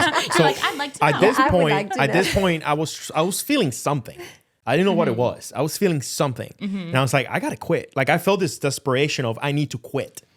And when I mentioned it, basically they took what we were feeling as, no, what you guys need is fathering, and he said, you are trying to chase fame right now. You're trying to do what you were doing before with the ministry, and you're trying to just chase fame. And in fact, what we're going to do to heal you is we're going to remove all the cameras from your hands. My cameras, granted. Yours, not my new blessing. Your new $30,000 thing. Yes. They're taking your thing. They were shelved up, put on a shelf. At the church. I was at the church, and I was basically put. I did not know that. The context I did of not this. know that. Okay, because I was in small groups with you at the time. Yeah. I remember all this happening, but not the details. I just remember hearing yep, Armando's, Dying to himself. he's dying. He's in a season of dying. He's putting down the cameras. I did not understand the context that you were trying to quit. And instead of letting you quit, they said, you just can't, you're still going to be on staff, meaning you're still financially I'm going to pay dependent you. on Yes. us. But we're going to take away your passion. We're going to deconstruct your external reality and who you are, and then make you dependent on us. And we're going to send you out in literally outside to work outside. I was working on the garden. You were working. Yeah. So They there's had an a actual garden. physical garden. But it just call it what it is. They just put you outside to do the lawn, basically, for like I did 6 the lawn. months. Yeah. But let me tell you something.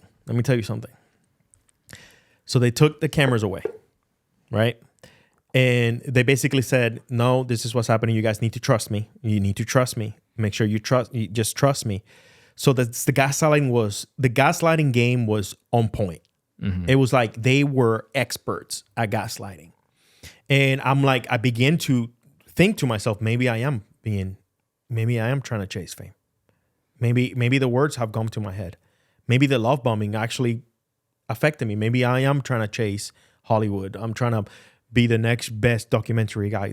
Maybe I am trying to chase money. Maybe I am trying to chase. And I begin to just question myself. Because you're pure-hearted and they knew it would work. So I'm like, wow, okay. So I'm going to choose to honor. So I chose and basically the way they put it is that he said to me, is Armando, I'm going to pay you to just work the garden and just be a dad, be a husband.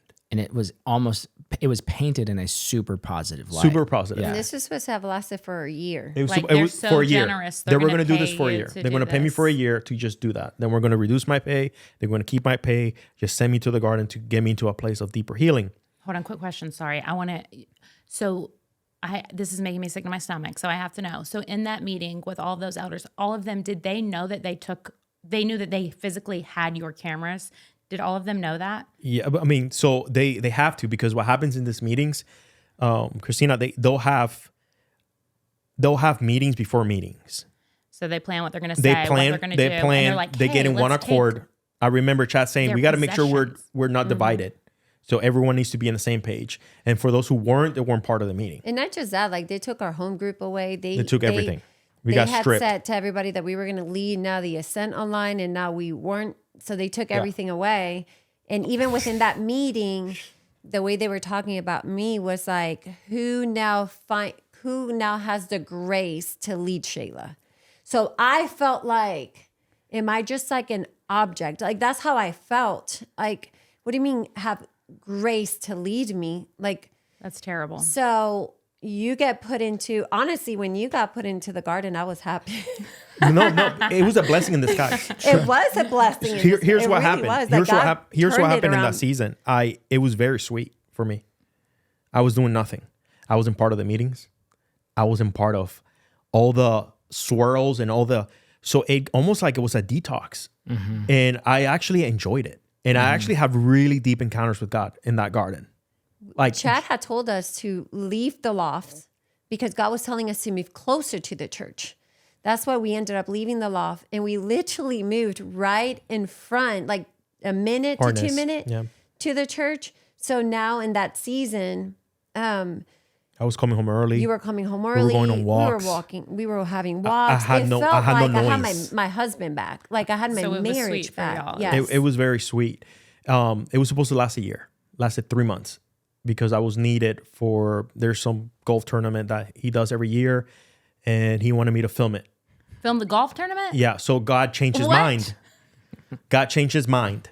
And he says, well, Armando, The Lord repented. you've done really good. I Genesis can't 6. believe, I'm telling you, I can't believe how fast you have actually grown in the season and you're ready. So I came back. And the crazy part is my golf tournament is next weekend. This is wild. You are healed and I am ready. And let's make this golf documentary. And I remember questioning it. It's like, well, God, are you sure that I'm supposed to touch the cameras? Like, I was like, because I was having a very sweet moment with God. It's like, are you, like, I wouldn't even touch the live stream cameras. Like, I was having such a hard time, you know, because did I really find my identity in my cameras? You know, like I was really letting go of all the stuff and basically pick up the cameras. And now our friendship and our father-son relationship becomes even deeper. Right after this, it's almost like I went from here to now I'm like you passed number the one test. son. Yeah. Number one son. I'm in everything now.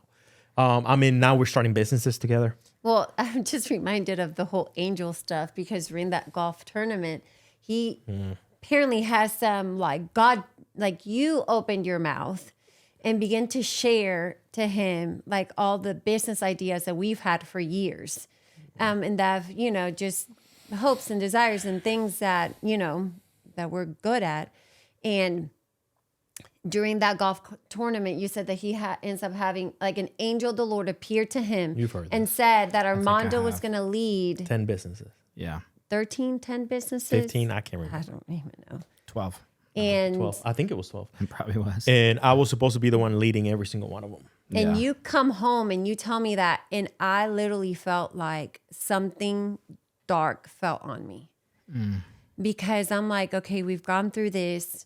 We're having this sweet time in the garden. Like, I feel like I have my marriage back, you know, and we're having family. Like, you're going fishing with our son, and it just felt so different. And suddenly, you know, we're talking about, you know, just dreaming again. And you go to this golf tournament and it's like, now we're going to do business with them. And I'm like, oh my gosh.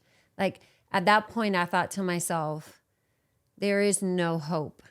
Like there's no hope. Like I'm the type, like I could always see hope and I talk about hope and I encourage and, you know, and I know my relationship with God and I have history with the Father and all of this. And all of that was being like torn. Like at that point I was like, you know, do I really hear from God? Everything that I'm hearing, they're saying something different. And it was like just a back and forth, like, you know, to the point where even my secret time with the Father, what I used to hold on to and run to was him. Now suddenly, like I would just sit in the secret place and question, am I really hearing you? Am I really this broken? Do I need all this? And now on top of that, now we're going to build personal business with him. And I thought like there is like, to me, suddenly I couldn't see a future. It was black. And I felt this deep depression fall on me to the point where I was like in bed and I couldn't get up. Like I could not get up from bed. I was like, this is too much for me to handle. And I really began to think, like, there is no hope. Like, I need you to take me out of this because, you know, we had all this journey. I stood for my marriage. I've worked so hard for my family, for God to restore our family. It's like we've worked so hard and we get here and it's just like, I felt like it was like one punch after another. And at that point I was like, I don't think I can take this anymore. And I remember falling into like a bed and I said, I'm not doing good. Like I'm literally having thoughts about taking my own life. And I've dealt with depression before. I was like, but this is bad. So him and the kids began to literally put like little sticky notes. Like they would know my routine, my mom routine. Every mom has a routine. So they would know, okay, she's going to open the curtains. And there was like a little note saying like, you're deeply loved and this is who you are. And I would take those notes. And I remember we had a mirror in the bathroom and I would just put him there just to constantly remind myself, like trying to grab onto like, there's got to be some form of hope. But I feel like from that point, it just honestly, like, it just kept getting worse and worse and worse. It did. And it kept getting worse because I kept getting closer. And somehow, some way, they made me believe that my wife had issues and she needed healing. And I remember for me, when that happened, it was an eye-opening for me. And I'm like, I got to write notes. I got to encourage my wife through it, you know, because I also saw it as, man, I've been on church salary for so long. We were building so well before, and finances were horrible. And I'm like, man, there's hope. We're building businesses. All these ideas are coming to pass. Chad was a very good connector. He's like, man, he's connecting us with investors. This is actually happening. And I was able to design some pitch decks, and we had investors lined up. And it's like, this is happening. My life is about to change, babe. Our life is about to change. Like, finances are about to change. And through that whole transition, I just came closer and closer. And then eventually I started being invited. I always was kind of like in my own bubble before, like in the media world and helping him with the coaching job. But now I was doing less media, but now I was almost like his right-hand person. He had me going to every meeting now because he wanted to basically teach me, really teach me. And I was now part of every meeting. Teach you what? I don't know. How he does what he does. Yeah, basically. And basically now I'm going to this like investor meetings, and we got all this money promised to us from our ideas that we got together. We're talking about millions of dollars. And we're buying properties and it's like, man, we're about to do this stuff. And there's now at this point there's talks of, man, I'm going to leave and create this media thing, and you're going to help me, and I'm going to leave without leaving and leave, Chad Michael Thornton. Yeah. Yep. Chad. Leave the church. Yeah. I'm going to leave without leaving and actually Michael become an be in charge, overseer, Michael, and then you're going to build up a media empire with me. And at this time, there was this one elder that got hired on to help us with the media side, make it profitable. And he's a business guy, knows a lot. And he's helping us through it. And he's actually part of a business group that we had at this point with all these investors. And he's in there pouring in. And he says he brought him in and made him like his spiritual dad when it came to the business stuff. And he brought him in and said, Chad made this man his spiritual dad. Yep. He's one of the elders also. And basically he's part of this investor group that we're doing Zoom calls and all that stuff. And I'm part of those meetings because I'm being trained up. And he brings him in and says, this man is my spiritual covering. We don't move anywhere unless he's in agreement with it. And he says that to them. And at the time, we have all this incentive, this initiatives, and we're going to do all this stuff. But all of a sudden, this elder begins feeling checks on certain things. And he begins doing the role that he got placed in. He didn't ask to be in that role. Holding Chad accountable. Yeah. He didn't ask to be in that role. He was put in that role. And basically he began to what they call poke the bear. He began to say, wait, ask the questions. Mm-hmm. And really fast, this man was portrayed as he's coming against everything we're building immediately. And all of a sudden he found himself on, we have a problem. And the reason I'm sharing this story is because this is where my eyes opened up. Mm-hmm. I was part of all these meetings and I'm thinking, I'm up in the spiritual. It got to my head. Like it really did. I'm like, right hand man. He calls me Rip. I've never seen the show. It's some show called Yellowstone. There's a guy named Rip. And he kept calling me, you're Rip, you're Rip, you're Rip, you're Rip. You are their enforcer, and I was always in his side, and he was teaching me how to be this person. And even the people we were leading, he was telling, you gotta we take. We had a home group. We had a group at that time. He was like, you gotta take this one. Anytime we had conflict, you gotta take this one. Let's see how you handle this one. And there was even tension with people that were like family, things that I was making and do. I remember there was a young lady in our team that felt from the Lord that needed to step away from media, and he put me aside. He said, you better snatch her from the fire. She's gonna mess our plans. You're supposed to go with me to do media, and she's the one that's supposed to take over you. God is about you got to snatch her from the fire. That's wrong what she's feeling from the Lord. So now I'm placed here where I'm having to manipulate this young lady to, hey, are you really hearing from the Lord? And I'm gaslighting someone that's like a friend to me. You know what I mean? Someone that I really love, that I know that she was hearing from God, and I'm like, but it's messing up everything. Maybe she is off. She has to be off. Mm-hmm. It doesn't line up with the plan. And I mess with her journey of hearing from the Father on her own, And those were the things that were happening. And then now we have this business thing And this elder is just saying, hey, these things are wrong. You can't open up a media company and use Armando to do that. The content is from the house. So, I mean, something is off. What's going on with this guy is just kind of like a conflict of interest happening right now. How you're discipling these people. I don't know if we should going on with what guy? With the investors. Okay. So, because Chad is leading these investors and I'm part of this group. And I remember in one of the meetings, it was a really hard one. We're supposed to acquire another property, and this elder, was having all kinds of, I don't know, the spiritual father. The spiritual father, and he was older than Chad. Yeah, older. Yeah, a lot older by about 20 years. I love that man. Yeah, I really do love that man. And anyway, so he was sharing some concerns, and it was creating friction. We end the Zoom call. We're in the little prayer chapel. End the Zoom call. It's just me and him in the room. We end the Zoom call, and he closes the computer. It was a very tense Zoom call. And I looked at him. It's like I said to him, "Why are you so insecure?"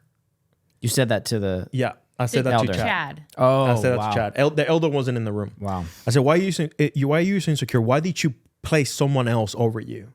Like, and he looked at me. He's like, "I messed up." About putting this man about over. putting him over him. I messed up. I will take care of this son. Don't worry. I'm going to take care of it. And they're like that. And all of a sudden they're doing this blessing teaching. I'm saying all this because I remember this teaching. The blessing teaching come up, and it's basically Coach and Joe episodes done at the church. Yeah. Right. Ecclesia stuff. And they're tag teaming and they're doing this thing, and it's amazing. It's some stuff and going on. And it's like, okay, we're cool. We come to the last teaching, and I remember I was in the room, and a lot of times Chad would change like this. He would pivot real fast. It's like they were supposed to finish the teaching. It was to last for 2 more weeks or 3 more weeks, but he wanted to change the message right away. And he's like, we got to end this now. So I remember he brought up the idea of, hey, why don't one of us do the teaching? It's quicker. We go get through all the points. Meaning like either Chad or the elder. Yeah, or the elder. And the elder said, well, I have the presentation. I could go through all the points if I do it on my own. And Chad agreed. He said, okay, cool. Call ends. And he's like, you see, he thinks better than me. He thinks better than me. But watch. He thinks he's better. Yeah. So watch. So this elder does the teaching on his own. It's done. And he basically tells me, Armando, I need you to put all the teachings down. I need you to send that teaching to Michael Thornton, send it to Wendy, send it to these 2 other people. He gets us all in a meeting. I need you to dissect this teaching, and I need you to see how many things are theologically wrong with this teaching. And we're about to have meetings with this elder. Another thing that happened was we were having weekly meetings, and all of a sudden the meetings changed from media to now we're going full-time prayer, 24/7 prayer, right? Out of nowhere. So this person travels a long time to get to these meetings. So he got upset. It's like, I thought we were coming to a media meeting. That's why it came down. Why are we talking about prayer? So he's like, boom, got him again. I can't have an elder on my board that doesn't want to pray. I mean, this man has a prayer room in his house that he's always in. And I know for a fact. He's higher up in the mountain. He is higher up in the mountain.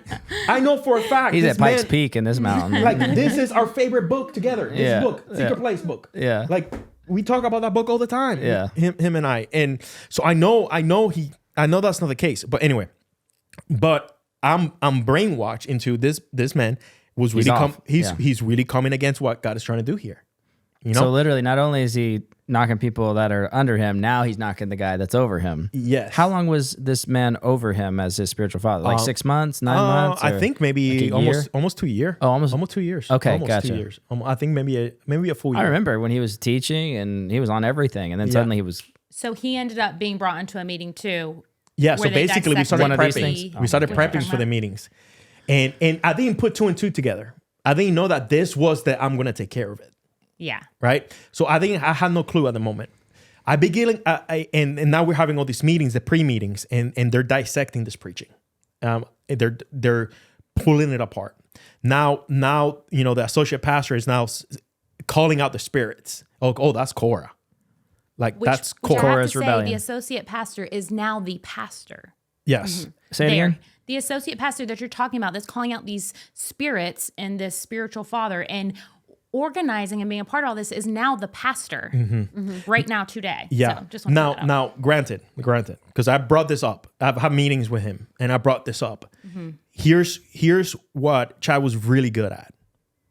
He was really good at creating silos, right? At what? Silos. So Okay. his business side had nothing to do. So I was The ministry side. yeah, I was the So son. Michael didn't know about the he business didn't have, stuff. he had no clue on what was going on with the business side. But he did know what was going on the ministry side. He didn't know what was going on. And the he was ministry in side. meetings Yes, on the ministry side. On the ministry side. Yeah. So there was the intentional things, information that certain people did not know. I was in both worlds, and I knew this information like I knew this information, right? But I wasn't connecting the dots yet.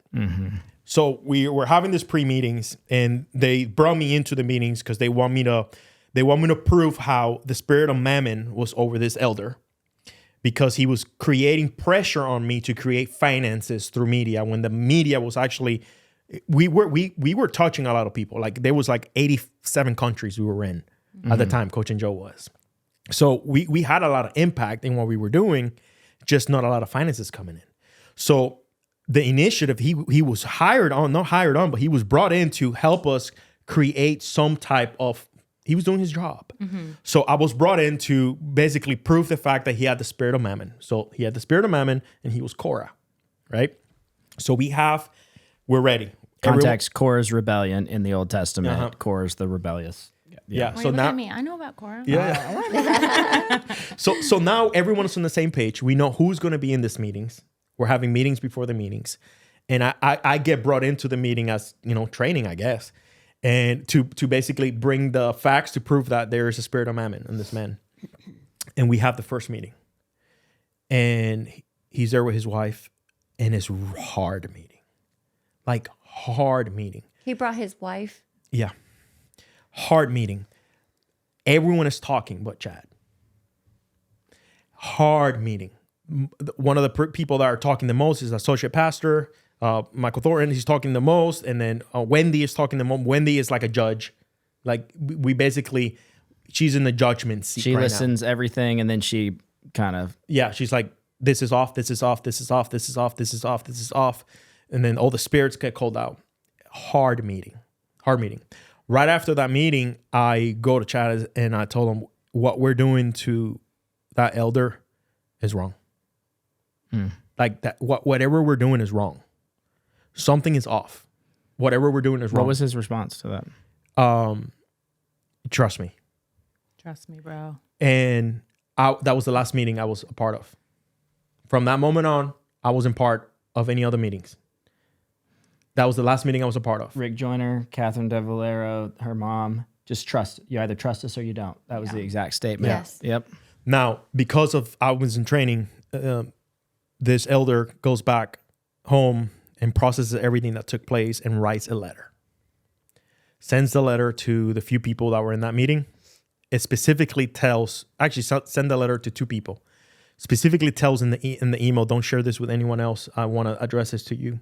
Chad sends me the letter. Of course, it goes all over the place. Yeah, he forwarded it to me as a teaching moment. It's like, what do you see in this letter? And I'm reading the letter, and I'm finding out information I have no clue of on how this elder feels, what he's sensing from the spirit, what he's sensing for himself. He basically puts a timeline on his relationship and begins saying things that I'm like, yes. You agree with him on some things. Yes, there was a specific one that he says, you have used my credibility to bring credit to yourself. This is true. I watched it happen. I watched that happen because this man does very, very well financially. Yes. Sweetest guy you would ever meet in your life. And literally this man's put on stage because he's got money, he's got influence, he's like almost 70, and he's got this history of success and a deep relationship with the Lord. I mean, literally he would talk about the Lord and just cry. He can't I talk was about like, Jesus this without guy, crying. I like this guy. Yeah.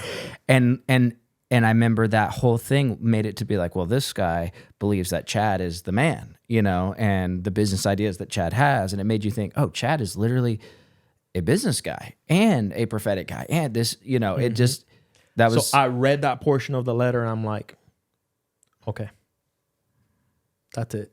I remember you coming home saying, this is not okay. This is not okay. And were you like, finally? Yeah, because God had been speaking to me. This was in 2023 when these meetings began to take place. And God was already speaking to me about us being stuck. And the dream. Oh my goodness. Shayla had a dream. You got to share the dream. She had a dream. Which one? That I got so angry. I think I told you the whale dream. You remember I was stuck inside a whale? Mm-hmm. I got so angry. After that dream because it really, at this point, my eyes are opening. And I'm like, I am stuck and I've done it to myself. Mm-hmm. What have I done? Like, I'm asking God, forgive me. Even the business life, like, it was constantly like, God is saying, no, wait. Now God is saying, no, wait. Now God is saying, so it's like, wow, we're pouring a lot of time and emotions and people are spending finances into these businesses, but they're going nowhere. And Chad would just constantly say, just stay humble. He would constantly say, it always flows from the top of the head. So the money's going to come through me first. Like, I'm going to be financially blessed and then it'll touch you guys. But you guys got to stay humble. And it just felt like I was like, if I stay more, I feel like in a box. Mm. And I was like, I can't. Like, I can't do this. And I remember, this whole stuff coming up and I began to have a dream. And the dream was that I was looking for you and I couldn't find you. And there was like a cave. And I go into the cave. I thought it was a cave. And it was basically like, you look like the guy from Castaway. When he's like, and it's like skinny and just. I make jokes as I look like Mark Anthony because I'm Puerto Rican. And he's just skinny, pale. And I'm like, what are you doing? Like, what are you doing? He's like, no, I got to keep building. And he had he was building something, but it was like, no, it's like a house and nothing that he was building made sense. Nothing that was attached to anything made sense. And I was like, what are you doing? Like, you need to get out of here. Like, we've been looking for you. And, but suddenly the kids had run first into the cave.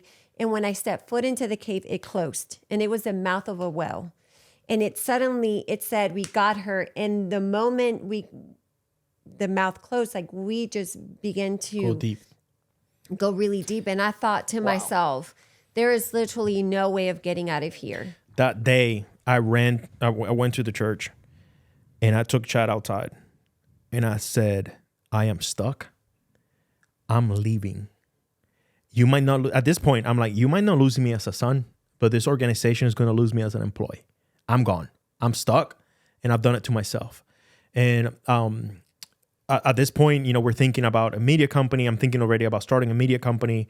And there's this other elder that I started getting close to that he was actually going to become an investor too with this whole projects we were doing. And I'm opening up to him and he looks at me and he says, Armando, I'm going to tell you something. This place has taken advantage of you. He's an elder. Has what? Has taken advantage of you. Mm. But he's like, well, here's the worst part. You've allowed it. Mm. And I'm like, man, what should I do? He's like, dude, quit. Make this place a client. I mean, if they want to use you, they could use you. You could make so much more money doing this for yourself. Like, you're very talented and you have capped out here. They can't afford more and you're struggling financially. Like, you're stuck, bro. Like, why do you stay? I look at a couple different things that are just threads on like Mike and Lindsay's story. Let go of what was successful and actually keeping their family afloat financially, which the scripture says, if you're not taking care of your family financially, then you're worse than an unbeliever. And so literally, like, he's prophesied to let go of what was taking care of his family and then literally struggle and have to go into debt just to take care of his family. And that was stay under cover. So you're trying to do what God's telling you to do, but then it's causing you to struggle financially and there's no out for you to go do anything else because it's not undercover. If you go use your gifts to make other clients, it would be rebellion. Same thing for you guys. It's just, yeah. every time we would try to pick like our YouTube up and encourage. Well, I quit for the second time now. And it was like we would do that, and then there was always like, no, you can't pick that up, or there was always something. It's not undercover. And we got to the point where I was like, one year in church salary, and I was like, now I'm having to sell furniture, and the kids are like, where's our dining table? And I'm like, no, I'm just flipping it because I just, need money. But in reality, it's the same thing. It's like we were, our credit cards, I couldn't charge anything else on the credit card. So what do I have next is my furniture. Let me begin to sell my furniture because I can't pick up YouTube. I can't do this. He can't go get clients. So we're just in this place of like this, it's like, what do we do? We were stuck, and I got upset. I got angry. My eyes opened up. Now I'm already seeing things that are happening. I'm like, this is off. And now my eyes are opening, and I basically talk to this elder, get boldness, have a media meeting. And that media meeting said, you guys could become my client, but come 3 months from now, I'm gone. I'm starting a company called 1211 Studios. You guys could become a client. At that point, it was very confusing because then, well, wait, am I supposed to do this within the businesses that I'm running with Chad? So at one point, he wanted to be part owner of it. He was going to help me. Remember, you did the pitch deck of 1211. The pitch deck of 1211. He was going to be part owner of it. And then the church lawyers told him, you can't do that. I remember being so upset. I was like, where's the legacy for our children? Yeah. Like, where's the legacy? If everything is under this man, what do we have to give to our children? Yeah. And I could tell he was upset about it. And he asked me, what do you want to do? So then I'm quitting. I'm saying, I'm going to start this business. And then I get put into a meeting. She's not there at this point. So their idea is they're going to start a media company, right? The church is going to start a media company.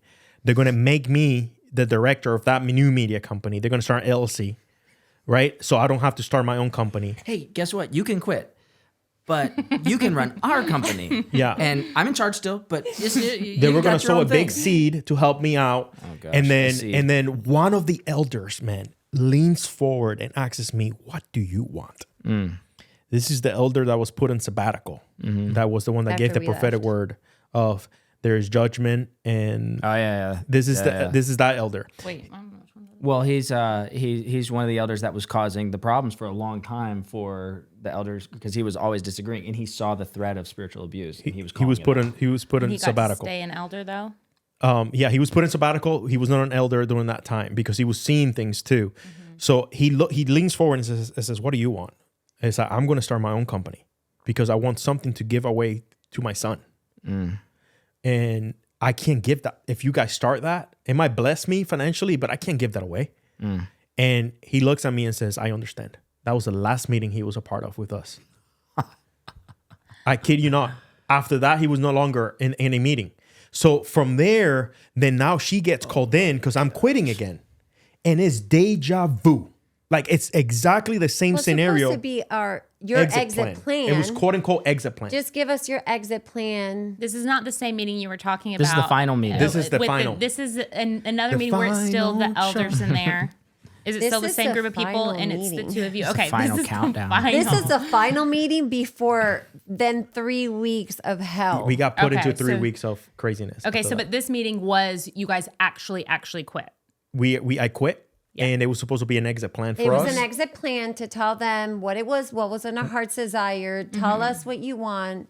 I mean, at least that's what you said it was supposed to be.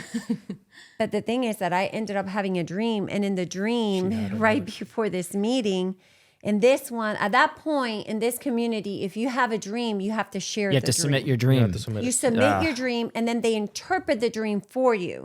So I remember it being like, please do not tell send them this my dream. You said the dream. Because he goes and sends a dream. But can I explain why? Yes. I send the dream because I'm seeing all these things that are negative now. And you're trying to point out and I'm pointing y'all out. are busted. I'm pointing out stuff. And this dream is so clear. Clear as day. It's clear. It's clear as and day. of course they took it This and is made a it about warning, you guys. Because they were giving me a hard time again for trying to quit. Yeah. It's like, listen, guys, this dream right here, you got to listen to this thing. There's something off. And the dream was, it was basically, there was a really inner group of people. Inner circle. Very inner circle, right? And we ended up going on vacation with some of them, with everybody in the inner circle. And we called them the sunshine and chaos because there was a bunch of kids and, and it was by the beach. But anyways, in the dream, this same group, we were at the beach and we were supposed to go like on a boat ride. But suddenly, all throughout the TVs, there was all the news channels kept saying, warning, warning, warning. There's a storm coming. We need everybody to evacuate. There's a warning, warning. Everybody needs to evacuate. And I'm telling him, I'm like, and I could see the storm coming. And I was like, there is no way that we're getting on that boat into that storm. And then, Chad turns around and says, oh, it's okay. I've seen worse. In the dream, he's like, it's okay. I've seen worse. Like, we'll be fine. So everybody's going into the boat. And I was like, no, like, we can't, we're not. And I'm really upset with him. And he's like, he doesn't know what to do. And I'm like, you're not getting in the boat. And even my daughter, she was in my dream, and she ends up dropping her purse, and I knew her ID was in her identity. And I was like, this is the third time you've lost yourself. Like, you've lost your identity. And I just remember pulling my family. We didn't get in the boat. But suddenly the storm hit, and everybody, which was the pastors the leadership, got in there, and the storm hit, and I saw like sharks around it, but the boat was sinking, and they were all screaming, like just screaming for help. And I remember someone had come from the house. Miriam had come from the house. She was like, what's going on? I was like, go get me a rope, because I need to throw it at them. I need to save them. Like, we need to. So she runs in the house, gives me a rope. I throw it at them. That's what your videos were. They grab him, and I begin to pull them to safety, and the dream ends. Well, when we got into this exit, our exit plan, it really started this way. So Shayla, share your dream. Mm-hmm. And I already knew. I was like, oh, so this is how it's going to play out. And I was like, but wait, I have everybody in this room. I mean, in this room, I have everybody, all the elders in the inner group people, like everybody was in there. And I said, this is my opportunity to really open my mouth and say how I really feel. And I just began to say to them, like, this is how I feel. Like, Chad, like you might as well kind of like lay in between my husband and I, because that's what was happening. Like, wow. My husband wakes up to your phone calls, go to sleep to your phone calls. Like, there's no, like, I want boundaries in my marriage. I was like, I feel like he's made every single one of your voices, and I put it at every single one of them. I say, your voices have been now the loudest in our lives. And I want boundaries. I want my marriage to be my marriage. And as I was saying this, Michael Thornton began to interpret the dream. He's like, well, Shayla, this is what we believe. And I believe that this is what the dream means.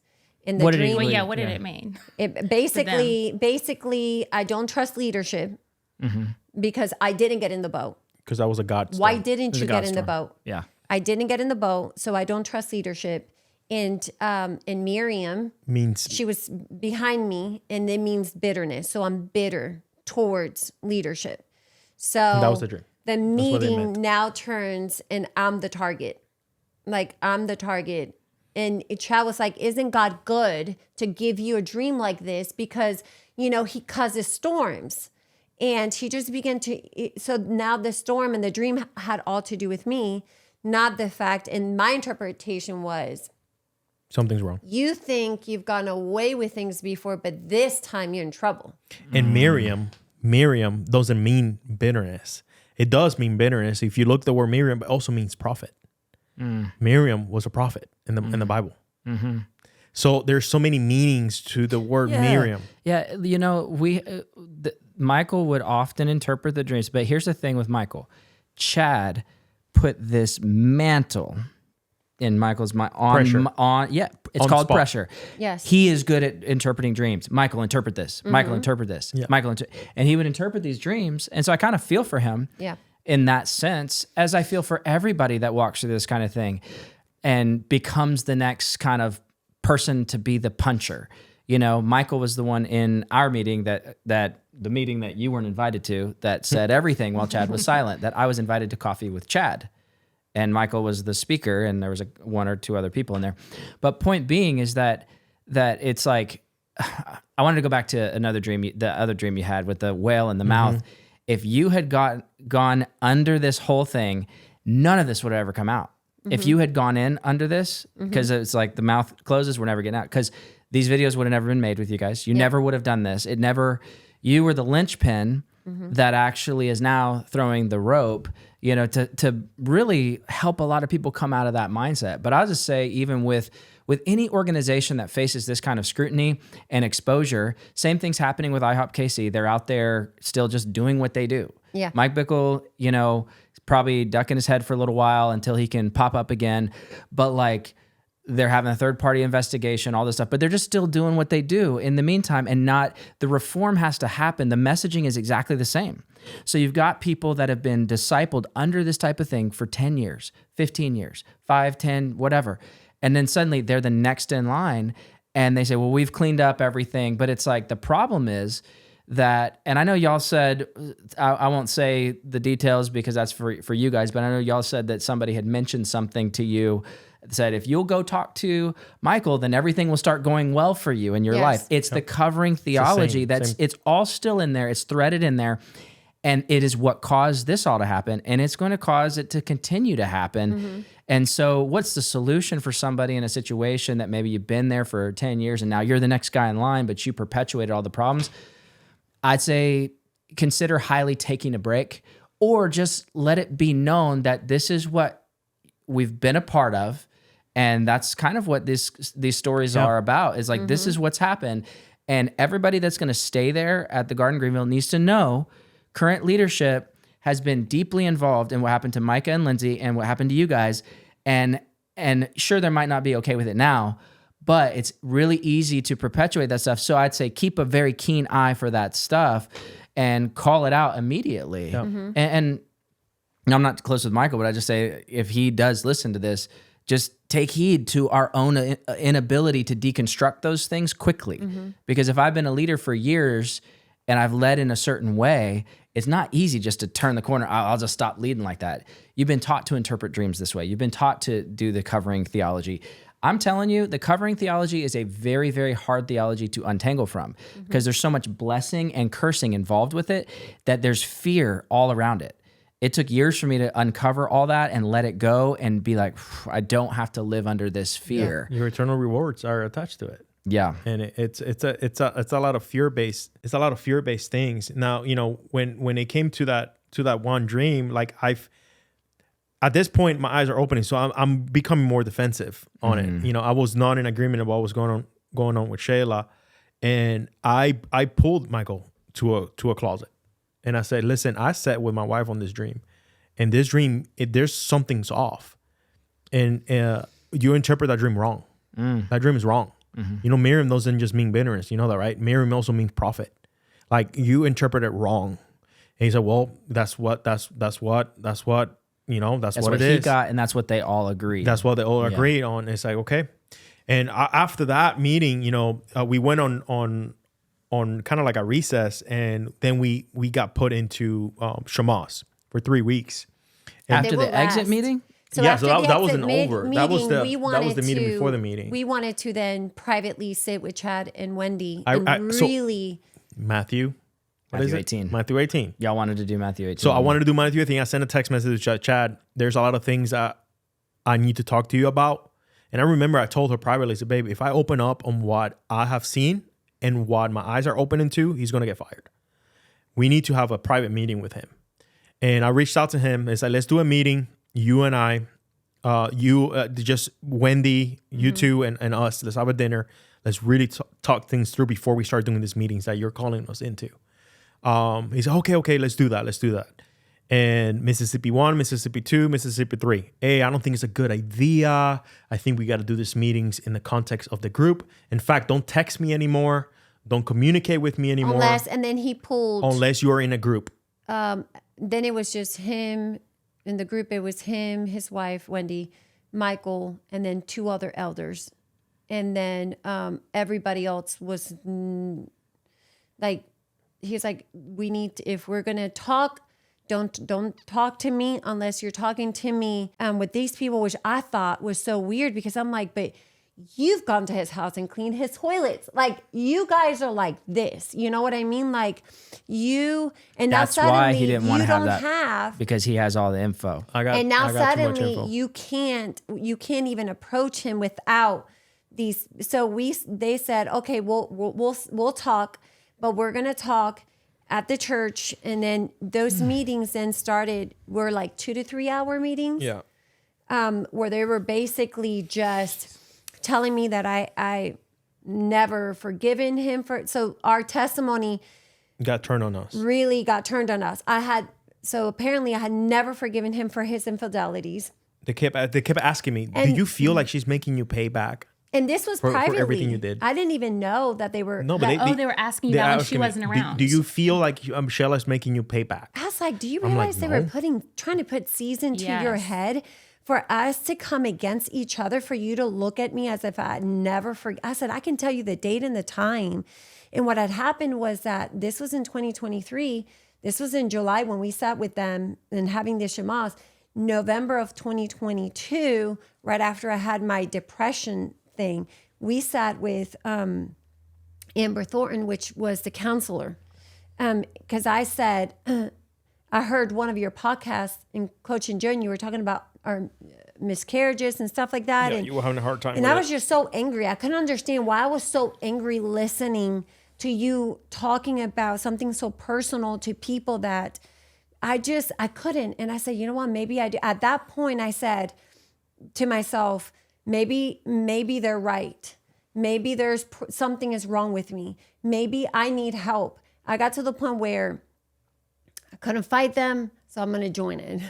You know, I'm going to just, maybe I have all these blind spots and I'm not seeing it. So I'm going to go to the internal counselor there, who she is actually degreed, right? She has a degree. I don't know. She has schooling. I think she's finishing. She was starting to go to school. So she's starting to go to school for counseling, but she's the internal professional counselor. Yes. While she's also Michael Thornton's wife, who is the one interpreting all the dreams against you. Yes. And so now you're going in to give.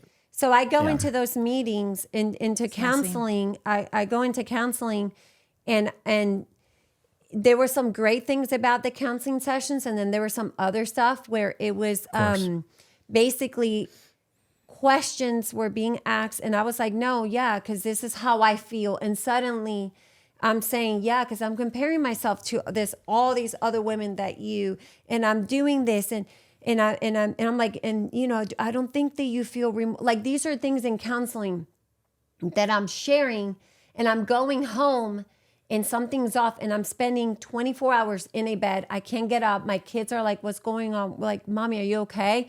And I'm like, and I could just hear the Father saying to me, do you trust me? Do you trust my leadership? And I knew now looking back, and even, you know, like, I was like, gosh, like I came in agreement with the years of lies that they kept saying. Gaslighting. Yeah. So in those meetings, of course, like I'm confessing things that are not true because I've come now in agreement with lies. Mm-hmm. So what they're getting is, oh yeah, you've never forgiven him. And this is what we wanted you to confess. And then you admitted it in the counseling. Now, did they use that private meeting against you? So in our fast forward to July, they bring her in to basically affirm their suspicions over me. And she comes in, and this is supposed to be private. You're not supposed to share. It's actually a legal issue. You're not supposed to share, but apparently, because they're all in leadership, you can talk about what's happening with the people some stuff that you're counseling. So she comes in and she basically affirms, you know, the fact that yeah, like you've never. You admitted so they this. asked Yeah, they're me, using your words against you now. Yeah, being like, they said, you well, we said. all believe that you have never forgiven Armando. So basically, because you're coming against this and you're having a problem with this, so yeah, you may have forgotten about all the infidelities, but now you just transfer that into now his work. You know how they he's a begin using workaholic words like, "Do you feel like Armando is cheating on you with this team?" Like Yes. words like that. And then so this is our last meeting, by the way. This is our final meeting. I had a dream before this meeting where I was bold and I was open. I asked permission to be bold, and I was granted permission. So I was like, I wonder if my dream is actually real. So I asked permission. It's like, can I have permission to? And I not typically make fun of myself. It's like, can I have permission to be Puerto Rican for a little bit? Can I really share what I feel? And they say, yeah, sure. Share what you feel. Okay. And I begin to open up about the things I'm frustrated. And I begin by saying, you have made my wife a project from the beginning, since you put me into leadership. And I said it with like, whoo, and all of a sudden, Chad said, ooh, you feel the atmosphere? Oh, you feel that, Thornton? He's like, you know, and it's like, it got icky in here. Gosh. And then Chad looks at me, ooh, you're angry. Yes, you're angry. You're allowed to be angry. You're allowed to but be then angry. says, God is angry with you. It's like, and I looked at him and I said, no, he is not. I have ripped my garments. I have walked circles in my driveway asking forgiveness for the things that I've been a part of. And I begin to open up. It's like, how is it that God could say something and all of a sudden, a week later, he's changing his mind? Is he bipolar? Right? I asked the question, can you explain that to me? This is really, really bad. I just have to stop because like this is actually worse, and it's actually dark and evil. This is what, so we're going to go right back to your story, but I just got to say, like, our listeners, you're going to say, this is all because you're in the charismatic church. We have a group of our listeners that say, oh, it's all because you're just in the charismatic church. Well, I'll just tell you this, that covering theology exists in the Reformed church as well. And there are guys like Steve Lawson that is 70 and in infidelity, and you guys won't call him out because you think he's perfectly theologically perfect, right? So across the board, I'll just say that within the body of Christ, this type of covering stuff happens in secret meetings, and some use prophecy and dreams to manipulate. Others just use Bible verses to manipulate. But regardless, stealing the agency from people and then pulling them in and saying, oh, you're angry. The Bible actually says, be angry and do not sin. Mm-hmm. Anger is not a sin. Yeah. I've literally just had this used on me recently about something. So it's very fresh on a confrontation that I've been involved in. But this is the classic gaslight. Of course, time. Armando. Yeah, go ahead. Just freely speak. Boom. Ooh, you feel that, Thornton? We're the discerning ones. You feel that? And I'm not making fun. I'm calling a spade a spade. Yeah. It is absolute, and I cannot cuss like Paul would do in the book of Galatians and call what it is because I can't be that biblical, but it is absolute BS. It is dangerous. It is demonic. It is terrible. Continue. Yeah. So basically, I'm saying, why is it that God changes his mind so much? And then I begin giving examples. Mm-hmm. As for example, I have recordings of prophetic words over a show called Grace and Truth. And Which was an internal show that you recorded for the women, right? For the women. And so there was a prophetic word on it. I built a studio, lots of finances were put into this studio, build a studio, created content. We created a beautiful show, and all of a sudden, the show, God is pivoting. The show needs to cancel. Then it goes in a break. Everyone goes on break. There are people in that show that put their ministries aside to do that show because the word of the Lord was to go for it. And it was growing really fast. Like there was grace on it. It was like, and all of a sudden it gets paused by Chad. And I'm like, okay, we're pivoting again. All right. At this point, I'm used to it. I've built 9 studios because there was always something else. And I said that too. He's like, I've built 9 studios. God said, build it here. And I built it. And then he said, build it over here. And I built it over here. Then he says, build it over there. And then I build it over there. I'm exhausted. Like we keep saying that we're going to do stuff, nothing happens.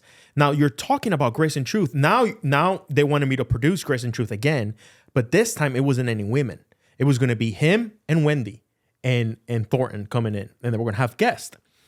And I said, I in this meeting, I said, I will not produce that show because I have the word of the Lord recorded on audio. That show was supposed to be a woman's show that was going to go around the world. These women were going to impact the globe with the message of Christ. And all of a sudden, now it's the Chad and Wendy show, and you're going to call it the same thing? You guys are going to look like you're crazy, and I want no part of it. And I say, how is it that God is changing his mind? I worked a garden that we spend thousands and thousands of dollars. That garden looks like crap right now. There's weeds growing everywhere. What happened to that word? God said, start a pantry, spend a bunch of money starting a pantry. There is no pantry. Why is it that there's no pantry? It was like a cycle. The word of the Lord said that, okay, we're supposed to start a movie called Abba Movie. I start the movie, film the movie, have incredible content. No, everything is on pause. Okay. And then I ask, okay, now we have this land project. Okay. I've met with the city. I've done all these things. I've done the research, the personal business, all this stuff. Now God all of a sudden is putting a pause. I've done all this work for a whole year. This is attached to the finances of my family. Now it's on pause. They God really speak. And Wendy looks at me and says, son, those are really good questions. Why don't you answer him? I'm sorry, baby. I'm so sorry. But she literally went like that. Why don't you answer your son? Answer him. Why does God change his mind so much? And then Thornton looks at me and says, you have a wrong relationship with the prophetic. To you. That was the excuse on why I was Wendy feeling. was agreeing with you. Yeah, Wendy said, those were really good questions. She was agreeing with you. She was like, yeah, I'd like to know too. I would like to know too. Yeah.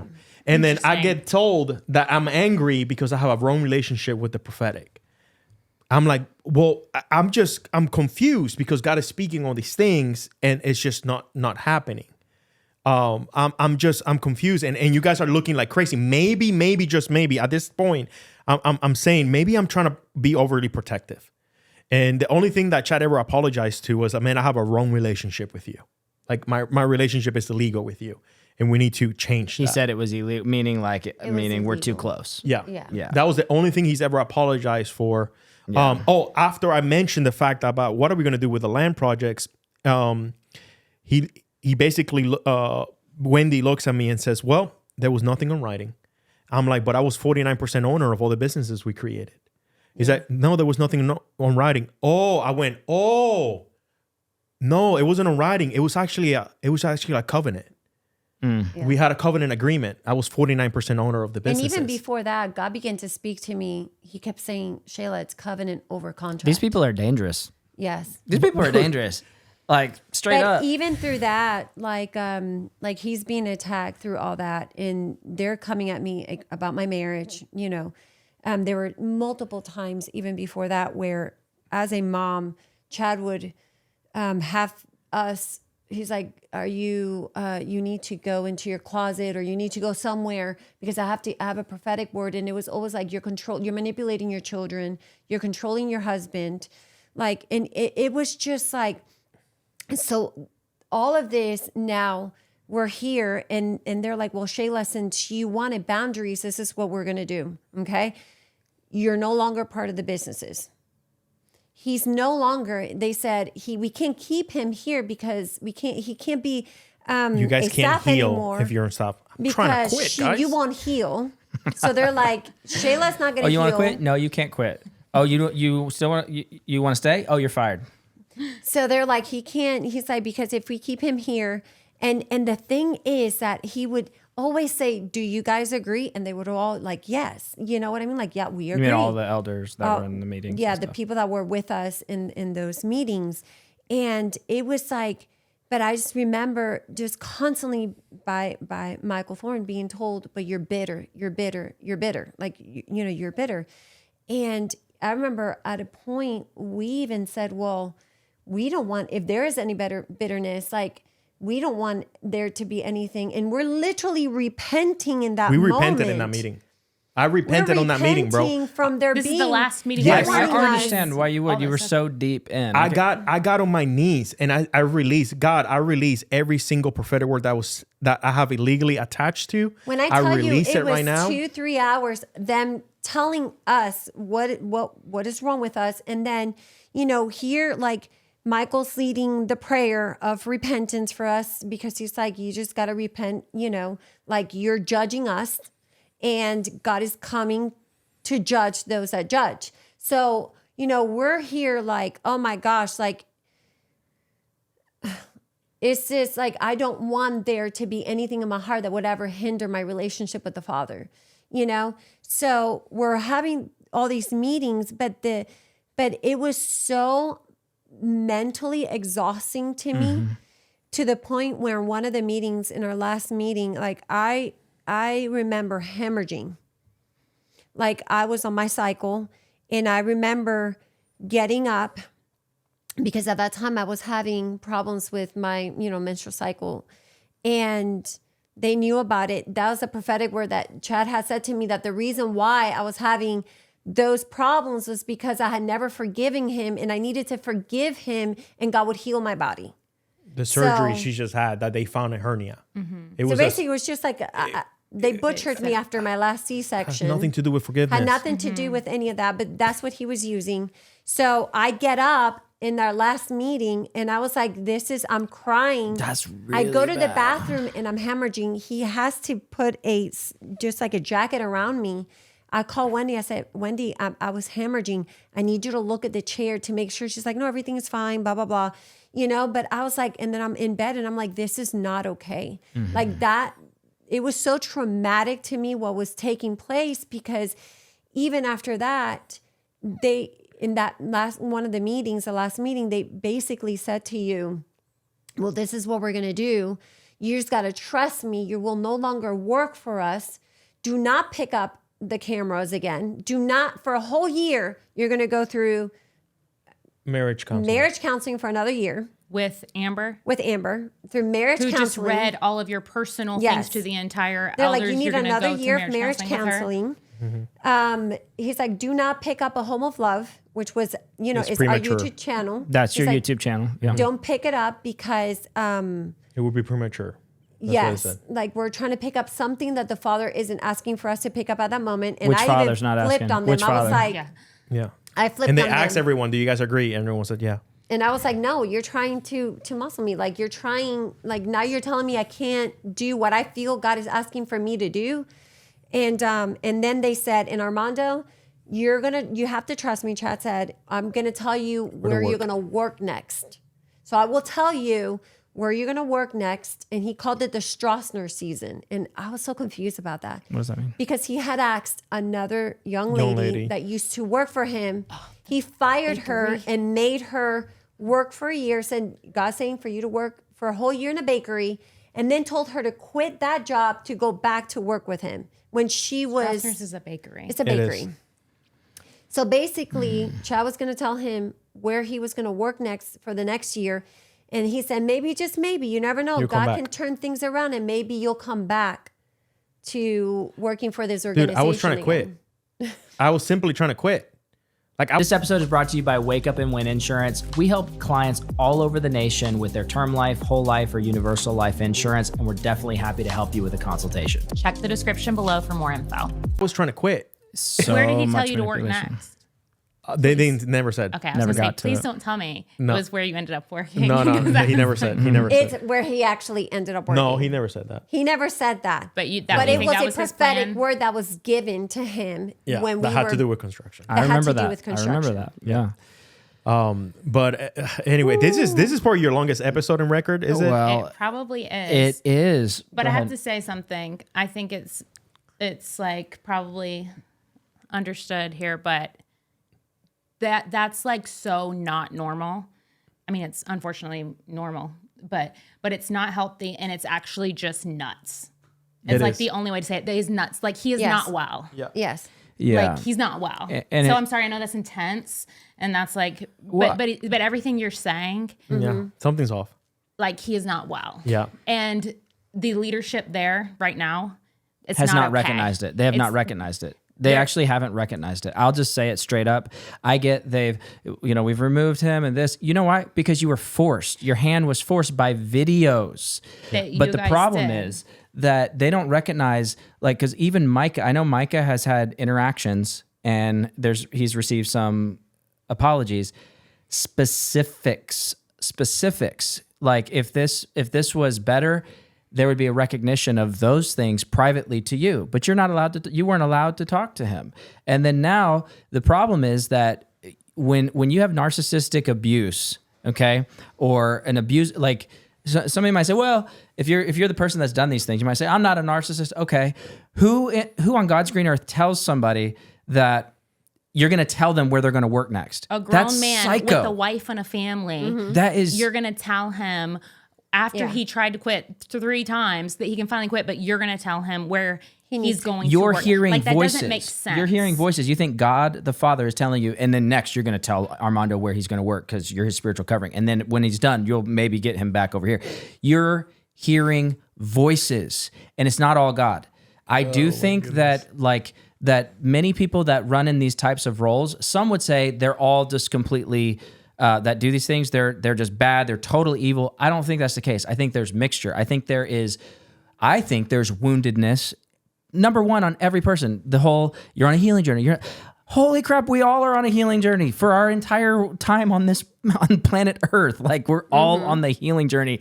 But the problem with these pastors, they've got deep wounds themselves that they haven't dealt with, and then they do start to have a encounter with God of some kind, or God impacts their life, changes their life, and then they bring it into the pulpit and they bring it into these leadership systems, and then they bring yes men around them. And anytime they get a no man, that guy goes away, and then they replace him with the yes man. Oh, I'll get a spiritual father. Oh, he's coming against me. I'll get another spiritual father. You notice the revolving door. Yeah. Get out. There has been. This is your longest episode. I don't care because this is really good. We're going, bro. Bro, I'm telling you, because it gets so this is where our eyes are opening up. The relationship is finally breaking. My eyes are open. I'm quitting. This is final. I know I'm done. They gave me a severance. We had the severance meeting then, and they gave me a severance. I felt like even that was like more like the way they said it. They basically said, "Do not tell anybody the amount that we're giving to you." And I was like, well, I'm going to receive it. One, because we need it. And did they make you sign an NDA? It almost made me feel No. like it's like, don't speak after this. Like I'm paying you. Like it's almost felt like that, you know? Sure. It felt like that. So in that meeting, that was our final now, and it's decided they're letting me go. They're letting me go. So they're letting me go. They give me the severance, and I have one more last project, which is building my last studio, best studio I've ever built. It was my last one. I honored. I did the studio. I got paid as a contractor to do the studio. It's honestly the best work I've done At the garden? At the garden, other than this building here. This building is legit. So did it. I'm done. And right after, we feel from the Lord that we need to do a sabbatical. So we go on a 3-month sabbatical of like, I'm not going to set foot on that building. What was the date of that start? Well, you had just started recording for us. Yeah. Like we stepped out September, in August, October? at the end of August. Okay, yeah. August, And then we started in September. Yeah. So we decided to go on a sabbatical. At this point, we're not feeling we're going to leave the church. I don't see this as spiritual abuse. I don't even know what that is. Right. Yeah. I don't know what that is. I did not know how intense this was. I am so sorry. Yeah. It's okay. But you could see that I had a wrestle. I wasn't talking to you. Like I was trying not to share, and then I get emotional too because then I'm hearing your story. I'm filming you. At this point, this stuff with Iha was unveiling, and you're giving language to what I went through, and I'm like, wait a second. I'm in a 3-month sabbatical. I can't talk to anyone because it's gossip. I told God, I'm only going to talk if someone asks me. If someone asks me, I'm going to tell them what I've seen. And that's the way I treated it. We had that, by the way, during our sabbatical, all community. I couldn't understand why people weren't reaching out. Well, I kind of knew, but I didn't think it was going to happen. In October. Before videos. You had just started our videos with you. We had just started. We had already worked together some. Yeah. Like we had just started. Yeah. But yeah, then he warned us. And we almost bailed. And we were like, we had just started paying our you. marriage and our business and our family. Like we didn't know any of this. We didn't know the story. We just knew that you were a little dangerous. Yeah, we didn't know all the details. He actually called me dangerous. So basically, for those 3 months, we decided to just focus on us. In a good way. we were gonna focus on us. Yeah. And we at this point, I didn't want to leave. One person asked me, "Hey, I haven't seen you. What happened?" And I would say, "No, my relationship with Chad just got a little bit too much." And I just think like I made. Here's always my story. I basically put myself in a situation where God was speaking to me, made men's voice louder than God's voice in my life, and I've been stuck. So I had to make the decision to actually step into what God was asking me to. I've asked forgiveness to the Lord, and hearing you guys, and then she buys me a book called The Wild Ones by Nate Johnson. Yeah. And I read that book, and it's almost like he's reading my mail as I'm reading. What's up, Nate? I know you're gonna watch this. It's like y'all are in his group, right? Yeah, we are. We did his mentorship program, and this book it's giving me language.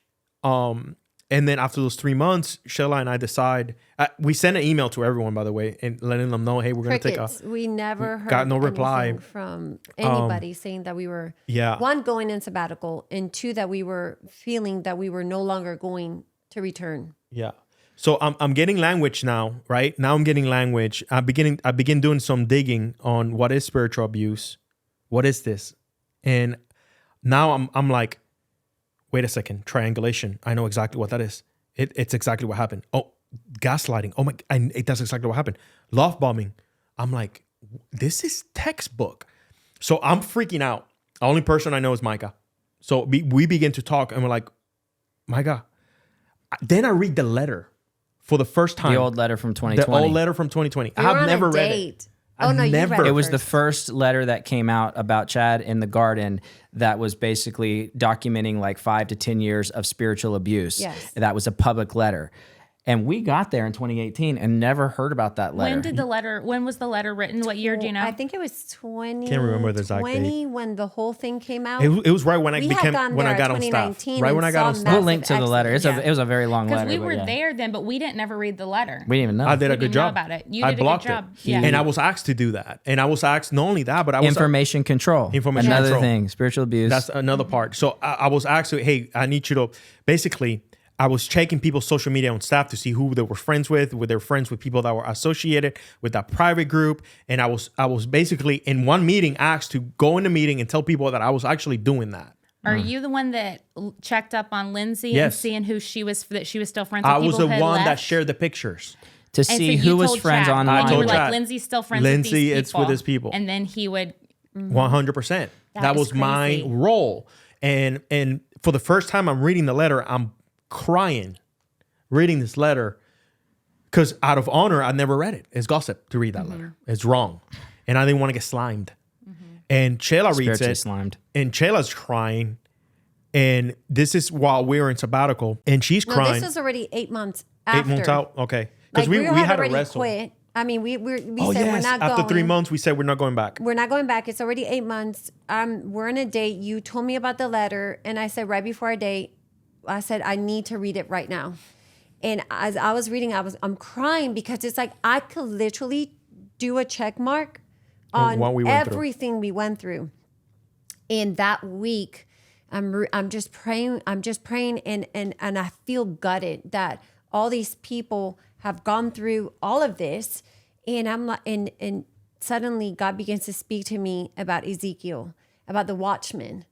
And he's like, you have to sound the alarm, because if you don't sound the alarm and you don't share your testimony, which we were going back and forth. It's like, if you don't sound the alarm, then if something happens and people continue getting abused, that's on that. I'm going to hold that on you. And I felt the weight that if I didn't, I mean, at that time, it's already been 8 months out. We were already healing. I was calling people too. So I went through a season. We were detoxing from words. And sometimes we would get in conversation and he would say something. And I was like, oh my God, you need more detoxing. You know what I mean? Like from like spiritual phrases or like phrases within the community. And mentalities. And same thing with me. And we had to, work on our children. And so 8 months out, and I said, if we need to share our testimony, because if we don't share our testimony, then I felt the weight and the responsibility that if somebody else gets abused, I let it happen because I didn't I didn't share it. Now, before we share the testimony, my eyes started opening up to what I was a part of. And I began calling people and apologizing in detail. Yes. So my eyes opened up. I remember that. Yeah. And I remember I called this elder that I was part of those first meetings. And I began to explain to him, I was a part of this. I was a part of this. I was a part of this. I am so sorry. And this elder said, this makes so much sense. I thought I was going crazy. He said, thank you so much for opening up. And I forgive you. I forgive you. And like we stayed in touch. Like we communicate back and forth. And we send each other Bible verses. This right here is speaking. I got to address something real quick. The gossip and the bitterness. Those are two words that I keep hearing in this conversation and in all these types of conversations. Number one, the gossip, don't speak about it. Well, I forget where the quote was, but I read it on last podcast. But where people can process, and I'm just gonna throw something out there for the charismatic community as a whole, that praying away trauma and declaring that you will no longer speak of trauma is actually dangerous. It's actually not healthy to say, I will no longer speak of trauma, because frankly, you have to talk about it in order to walk through it with the community and with the Lord. There's studies done on people that are allowed to talk about what they've been through. If it's similar, that they heal faster. Yeah. Of course, that's the way God made us as people. So you got to talk about it. That's what they would call gossip, but you've got to talk about it. And if there's nothing to hide, then then it's okay to talk. The second thing is judging people's motives. The idea of bitter. This person's bitter. The pointing of the finger about bitterness, I think, is a very dangerous thing for the body of Christ to do. Okay, so if I say something in a heated way, that means I'm bitter. If I say something with intensity, that means I'm bitter. No. That's not at all what bitterness is. Like, you cannot judge someone's level of pure-heartedness or bitterness. The verse, I can't remember where it is, but he says, who are you to judge another man's servant? He stands or falls before the Lord. And then in Corinthians, he says, all of our works will go through the fire to see what was done in purity. So it's not the actions that we always judge based on somebody's, like, if somebody's clearly sinning, you judge that. But if it's just a heart posture that you're judging, then that's where you can manipulate, because you're like, well, she's bitter. She's bitter. Yep, you're bitter. You haven't forgiven. How do you know that the person has or hasn't? Yeah. That's spiritual manipulation. So if somebody's putting the words bitter on you, or saying that you have unforgiveness, or that you're angry, or gossiping, it's classic. It's classic. Yeah, a spiritual manipulation. It's classic because so many things happen. So I'm calling people now. I'm asking forgiveness because my eyes are open. I feel this like. She told me, are you okay? Like, I was crying in the shower. I was like, how can I be part of this? How can I allow myself to be part of this stuff? I start apologizing to people, start clearing up. Hey, listen, in that time of your life, I remember I took this one elder and I said, hey, you remember that part of your life? And I began speaking specific words. It's like, how do you know that? It's like I began speaking specific. I knew this. I was put as a spy to make sure that you were not compromising. I was put as a spy to make sure that you were not friends with these certain people, because they were enemies of the house. The reason why I took my studio off your property so fast and so quickly was because I was asked to do that because you were about to get kicked out of the elder board, but they kept you in because you were the gatekeeper of the Hispanics. So I needed to. They kept you in, and I was part of that season of your life, and they said this, and that because you decided not to obey a prophetic word that they gave you, because you tested it and you said no, and that reason you became an enemy at that time. And I was put in that place to do all this investigation. And I said, I'm sorry for that. And their eyes open up, and I began to reach out, and then I said, I need to tell you more, because if I don't talk, I am going to burst. Yeah. I've been part of too much. I will say real quick, this is actually what the current leadership of the Garden should be doing. First of all, Chad should be doing this to every person, the specifics. Yes. But unfortunately, they just made a video and said, if you've done anything, here's an email address you can reach out to, or you can reach out to us and tell us.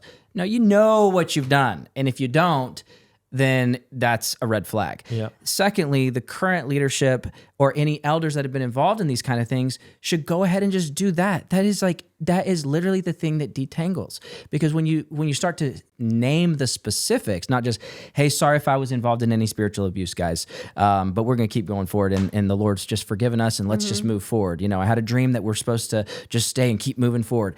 Screw that. Like, actually own the specifics. Call the people that you've done these things to, call them and say, this is what I did, and I'm sorry. And is there anything else that you noticed that I did? That's called owning it. 100%. But I just love that you did that. That's powerful. Now, what happened after me opening up to this particular person? He's an elder, right? So I'm opening up to him, and he asked me the question, this is something that you really need to sit with Chad on. Will you sit with him? I said, absolutely. I actually tried to sit with him on it. I've shared some of these concerns with him in the past in our last meetings. I will absolutely do it. This elder goes to Chad and asks him, hey, we need to, Armando has opened up. There's a lot of very concerning things he's spoken to me about. We need to have a sit down in a meeting. Chad looks at him and says, I will never sit with that boy again. I will never sit with Armando again. And that opened up the eyes to this elder. And it's like, now we're like, and then I began to continue to open and say, listen, me and my wife are really processing through this, because at this point, I'm responsible. At this point, I have seen an evil. I know it's still happening. At this point, if I don't speak out, I'm enabling this. If I stay silent, I'm enabling this, and I am not going about, listen, there's a carpet, and we got to put this example in the carpet so no one else does the same thing. This has been going on for a long time. I've read the letters. I keep getting people, you know, now at this point, I have friends coming to me, opening up, and I'm like, Is this right before you drop the videos? This is right before the video. And at this point, I feel like there's no other way. Yeah. There's just no other way. And he had, and even with that, like, you begin to play a lot. You had so much audio and so much. Oh, when I tell you, he had so much, I was like, this is something that, and I remember weeping and even like private audio of prophetic words and things that were said behind closed doors. Yeah. Said. I mean, there's some meetings that if I were to release the meetings, being recorded. Good. So sometimes I would be like, well, how could he be saying this? But he knows he's being recorded. Like, is he believing these things? Why is he saying these things? Did he forget he was being recorded? Like, it was just, for me to process the stuff that, you know, I began to understand this side of the world, like right before when we go read the letter, he's like sharing all this stuff with me. And I'm like, this is not okay. Like, this is evil. Yeah. Like, it is pure evil. Yeah. And it's about building empires while you're tearing down people. I was like, how many more people had to close down churches, close businesses like we did, move their family, to then go through all of this. And then I was like, this is not okay. Like, we have to be able to do something about that. Yeah. And that's the reason the reason for the video was I believe the videos were an invitation, an invitation to hold something that was toxic accountable. If you look at the videos that we did, ours was a testimony. I muffled voices. I didn't say names. But it's so funny because people are like, let me just make it easy. This is who they're talking about. And that's when I was like, oh. Okay. So we have to name names. They begin to now it became like, okay, now we gotta act. So now I was hearing how, I mean, they were basically we were demonized, right? So then Micah comes into the page, and I love it because Micah has this pastoral heart. So then they begin to teach a little bit, and then we begin to make videos on the culture, because it's like, it's not just a one person problem. Correct. It's a cultural problem. It's a bubble. The only way I could explain it, it's like, it was almost like a spell. It was almost like a witchcraft bubble that we were in. And even you know, after we released the video, he got let go, and we had a meeting with the elders. We called a meeting with the elders. Micah and I called the meeting with the elders, and we sat with them, elders and a local pastor, and I began to open up a lot of things. There was a lot of crying. There was a lot of they asked for forgiveness. The one elder that had the prophetic word saying, "Hey, the Sunday before we released the video, on Sunday he was prophesying over the team. There's judgment and correction. On Monday, I released the video. Talk about confirmation. Yeah. And basically, we having this meeting. They're apologizing. They kept saying it's almost like a bubble popped. It's almost like a haze left. They all saw it. Everyone's eyes, and there was a lot of crying taking place, especially from one particular elder. He says he watched the videos. No one was watching them. He watched them. He's like, we did that. And he's like, he kept apologizing to me. And basically that took place. But then now in the other side, we became public enemy number one, right? Now it was really hard for us. Like if we had lost everyone, now we're getting hate text messages. I remember going through sharing our video and exposing and even calling out the church, at that time publicly, because they were having all these private meetings with their, trying to have information control. Now they were having all these meetings with their members. And I was like, but why are we, as all the victims, every single person, why are we not part of these meetings with this? We made a request to be that part was of in the the meeting. first 2 weeks whenever they was trying to do information control, damage control. So but that it was, the church could ask questions. And I'm like, but they're only going to get their side. They're not gonna We get asked the to be part of the truth. meeting, and the reply was that they were going to get more security to make sure that we didn't They make the hired meeting. cops and all this stuff. And I'm thinking, so we're getting text messages that like, what have you done? Are you guys happy? Like, Are you're you not thinking serious? about our Oh, yeah. safety. Yeah. And it was just, it was so much. And even when we left, we were getting so many dark dreams. Like, this is what we're seeing over you. This is what the Father's saying over you. And everything was so dark. And I was like, this is not how the Father sees me. Because it's also called human shield. In Wade Mullen's book, it's called using the human shield. Wow. When a person gets accused, what they'll do, whether it's sexual abuse or spiritual abuse or psychological abuse, they'll say they won't address the details of what you're accusing them about. First, they'll kind of deny, but if they can't deny, then the next thing they do is be like, hey, this is affecting our elders, or look how this is affecting my wife, or look how this is affecting all of your friends. And then they'll say, look what Armando and Shayla are doing. Look what Micah and Lindsay are doing. They are affecting all of our safety. Like, we need to, basically they won't tell you what to do, but they'll demonize you by how you're affecting the vulnerable of the church.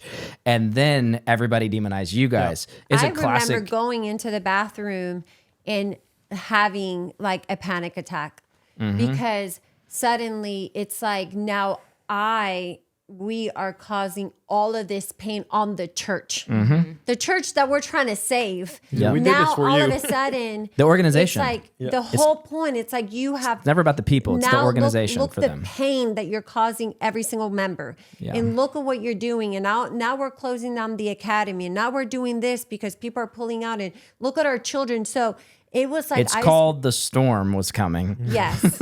And I remember just like going to the Father and being like, I didn't, you don't, when you go and share it, like you don't, like I remember that moment, like even saying, God, like, did I get it wrong? Was I supposed to have shared? Oh my gosh, what did I do?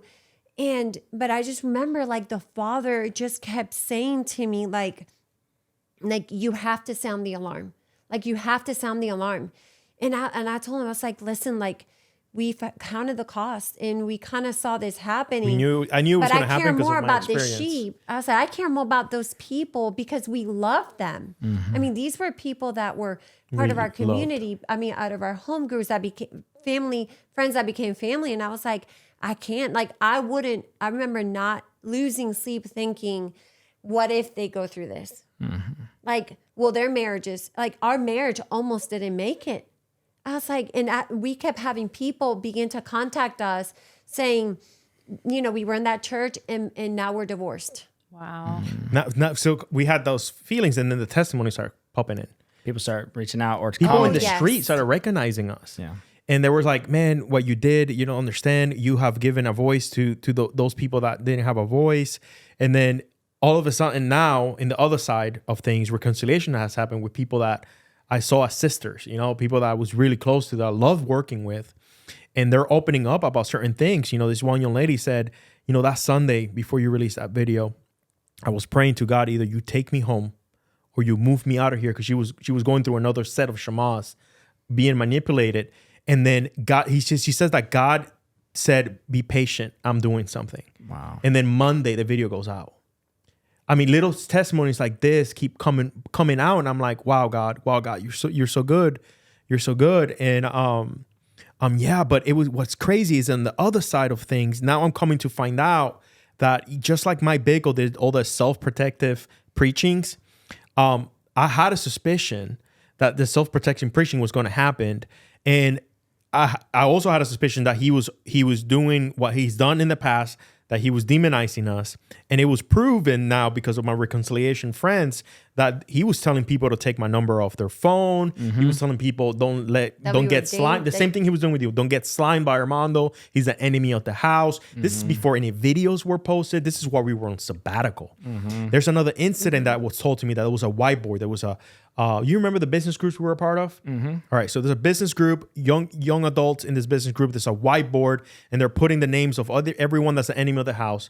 And he's making the students put the spirits out in operation. Name was there. The older gentleman's name was there. His name was there. Other people's name were there. I was Judas. My guy was Korah Absalom. Something like Absalom. He was having the students go to the board identify Match the them spirit. with identify the spirit that everybody that was an enemy Before of the house videos went out. That is so crazy. messed up. Isn't it crazy? So It's like, this is where your tithe is going. Like, your people at the church are tithing to... Oh, and they were big on the tithe. Yeah, I know. And I'm just Big. like, all of this stuff, they were spending their time. Like, I thought of this whenever you said a little while back that they would have meetings before meetings about how to pick apart everything. It's like, okay, this is where our tithe dollars are going. This is what it's paying for. It's paying for this school where the students match the previous leaders with the spirit. It's like so messed up. yeah, I was beating myself for a long time, because I was so into the honor things. Like, what have I done wrong? And I remember one elder said, Armando, God rescued your family.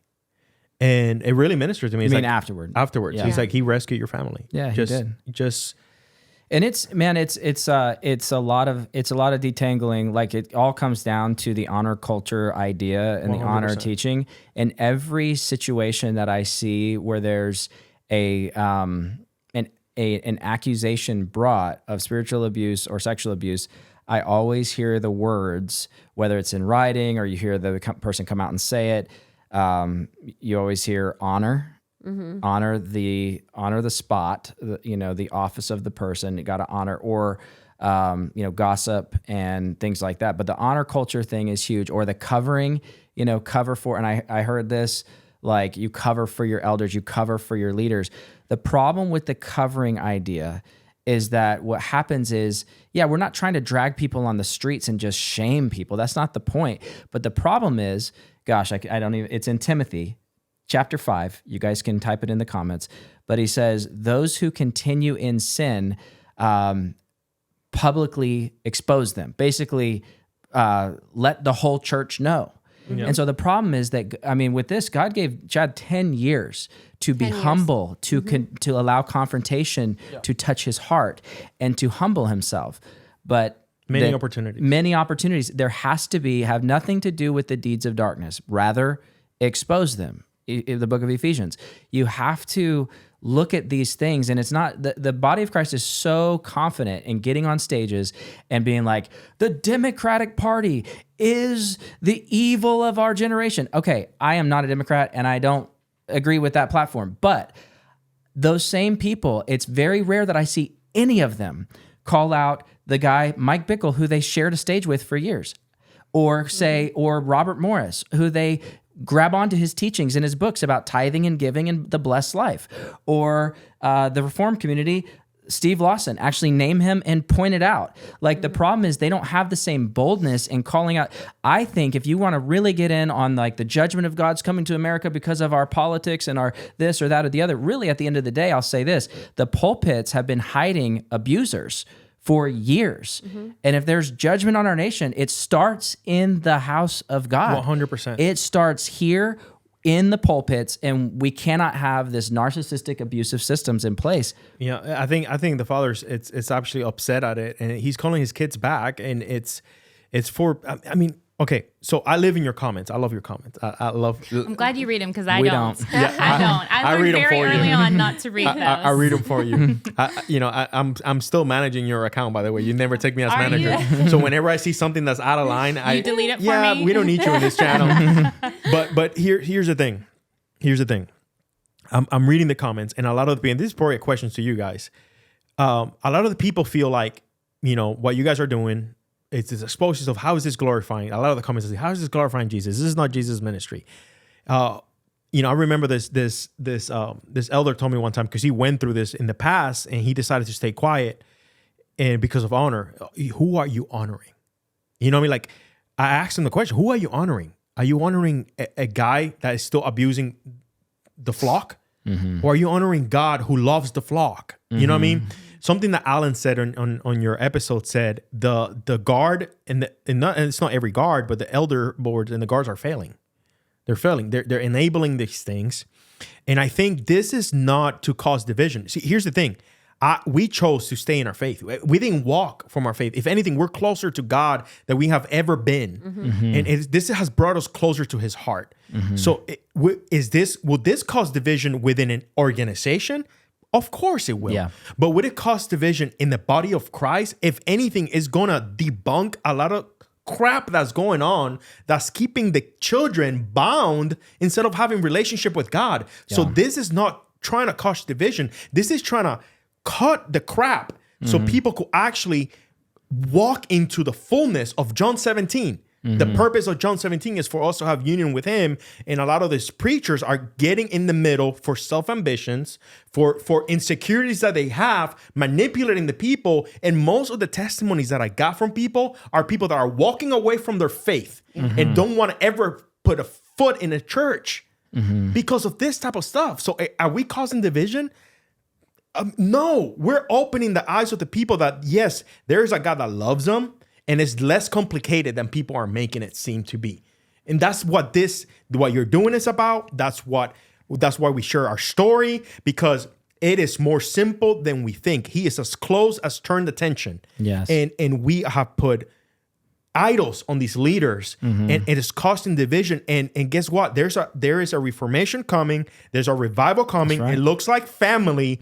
And he's cutting the crap. Yeah. Because the young people don't want to set foot on the church because this thing keeps happening. Yeah. You know what I'm saying? Like, I'm sorry, but no. I was reading your comments, and I get what people say. How is this benefiting the body of Christ? Or body of Christ? It's not benefiting the system.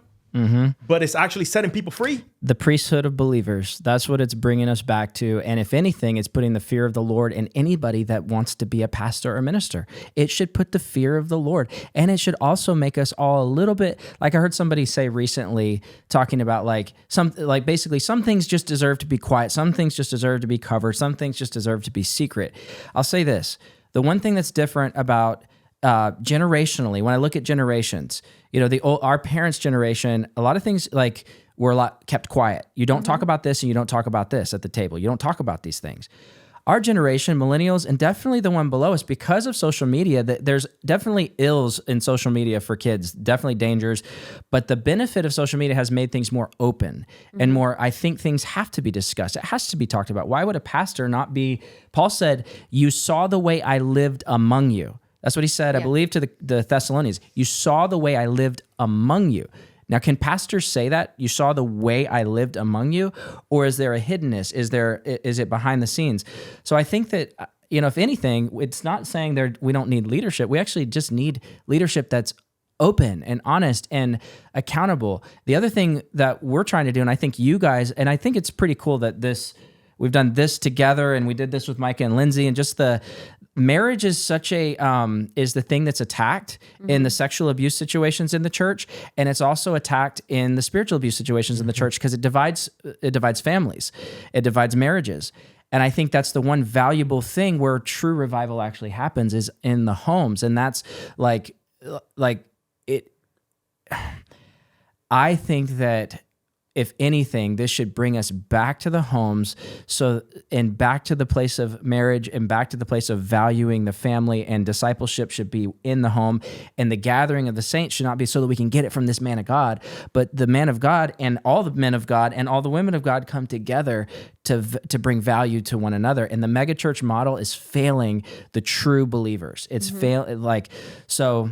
I think we're definitely on a reformation path in some way, shape, or form. Yeah. I know we've gone almost 3 hours. Our kids are probably like, Mom, Dad. But I want to finalize just a couple things. And then, of course, I want to let you say anything else that you feel like you need to say to close us out here.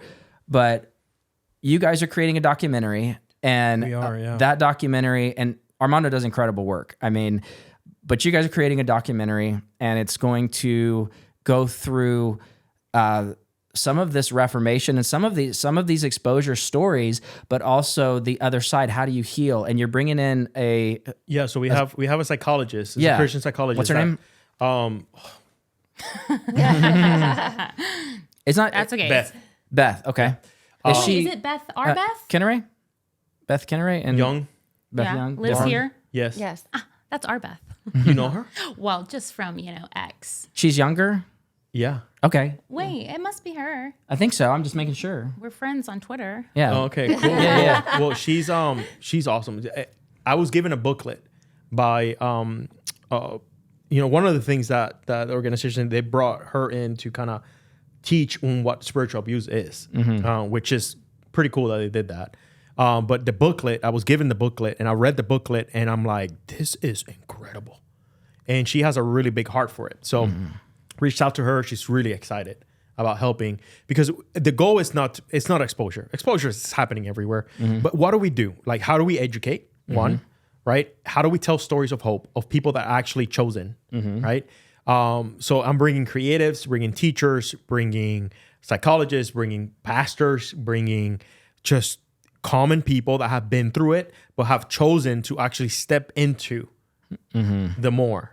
Despite of to walk through it, and to walk to the other side. Walk to the other side. So it's a bunch of hope stories. We have one of the episodes is going to be on women and mothers. Some stories of women that are actually doing ministry and actually are mothering others despite of everything they went through.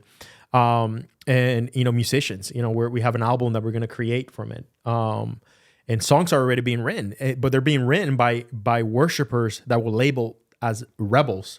That they had no authority on being on the stage worshiping, and went through the spiritual abuse, were downcasted, put to the side, and they questioned their salvation, but are now writing again. And actually the beauty that's coming out of them because they chose into it is absolutely amazing. I mean, you heard the song on Sunday, and it's like, whoa.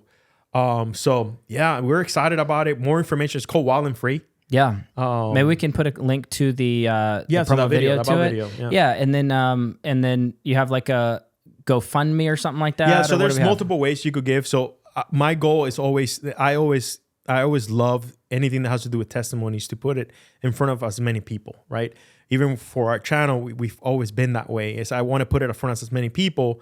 That's why YouTube is the platform that we're using, and then I'm partnering up with people like you, Micah, and others to try to get it in front of as many people as possible. So we want to be able to produce it and have it freely available for everyone, because it's a subject that needs to be shared, and we want to shed some light, educate, but also give hope. For sure. Yeah. So if you've been blessed by our podcast, number one, go subscribe to 1211 Studios and A Home of Love, because y'all's stuff on Home of Love is just so fun. If like their testimony is super, super powerful, and their practical advice on marriage stuff is just, it's so valuable. So go subscribe. But if you've been, impacted by the stories over the last year, and you would say, this is something I would be interested in helping out with, then go find, go to the link, find a way to, help out. If you can give, great. This, I really think is going to help a lot of people. I really think, I think so too. I mean, we're really excited about it, and just the people that are involved, you guys are involved too, helping out with it, and just the team that God has surrounded around it. It's solid, and it's just a bunch of God loving people. It's going to be fun. Yep. Christina, any final thoughts for these folks? Yeah, but I don't know if it's like inappropriate now, because that's like hopeful and nice, and this is kind of a buzzkill. No, go for it. I just had to say, whenever you were talking about, and I don't actually know who it was you were talking about, but the girl that you were talking to who was like, I was like praying for God to take me home. Hearing so many people close to leadership, in leadership, close to a pastor, hearing Micah say, I wanted to go to sleep and not wake up was just so shocking to me. Hearing you say, like, I was thinking about like taking my life. Hearing this other person say they wanted God to take them home. All of these people who love Jesus and are close to this leadership, it's like, it's just so shocking to me, and it's so terrible, and it's so, I just hope people can see, if people from the Garden watches, the fruit. Yeah. Because it's just you don't know. Like, I never knew that. I never knew Mike was going through, and even you, whenever we were doing our podcast, like you said, you weren't telling people Didn't stuff. know how bad it was. You barely told us, but you told us. But you were like, yeah, I love Chad. This was at the beginning. You're like, yeah, I love Chad. I love that guy. I just stayed there too long. I was there too long. Like, everything you even told us was still very honoring. Yeah. There was no part of it that like we had any idea, you know, what was going on. So to hear it all, so many people so not wanting to live. Yeah. And it was actually, I mean, I want to be really honest. It was really bad. Yeah. We've only released 10%. And this is out of, because there's also mercy, right? I understand these are people, they're broken people. I even had a dream, and we could probably end with it. I had a dream where I was at a grocery store, I think it was a Publix, and Chad was there. And in my dream, I he was ignoring me, like he was hiding from me, but I saw him. And I sneaked up and I bear hugged him real tight. Because it's like, I understand, like there's brokenness. I've been close enough to understand that there is brokenness.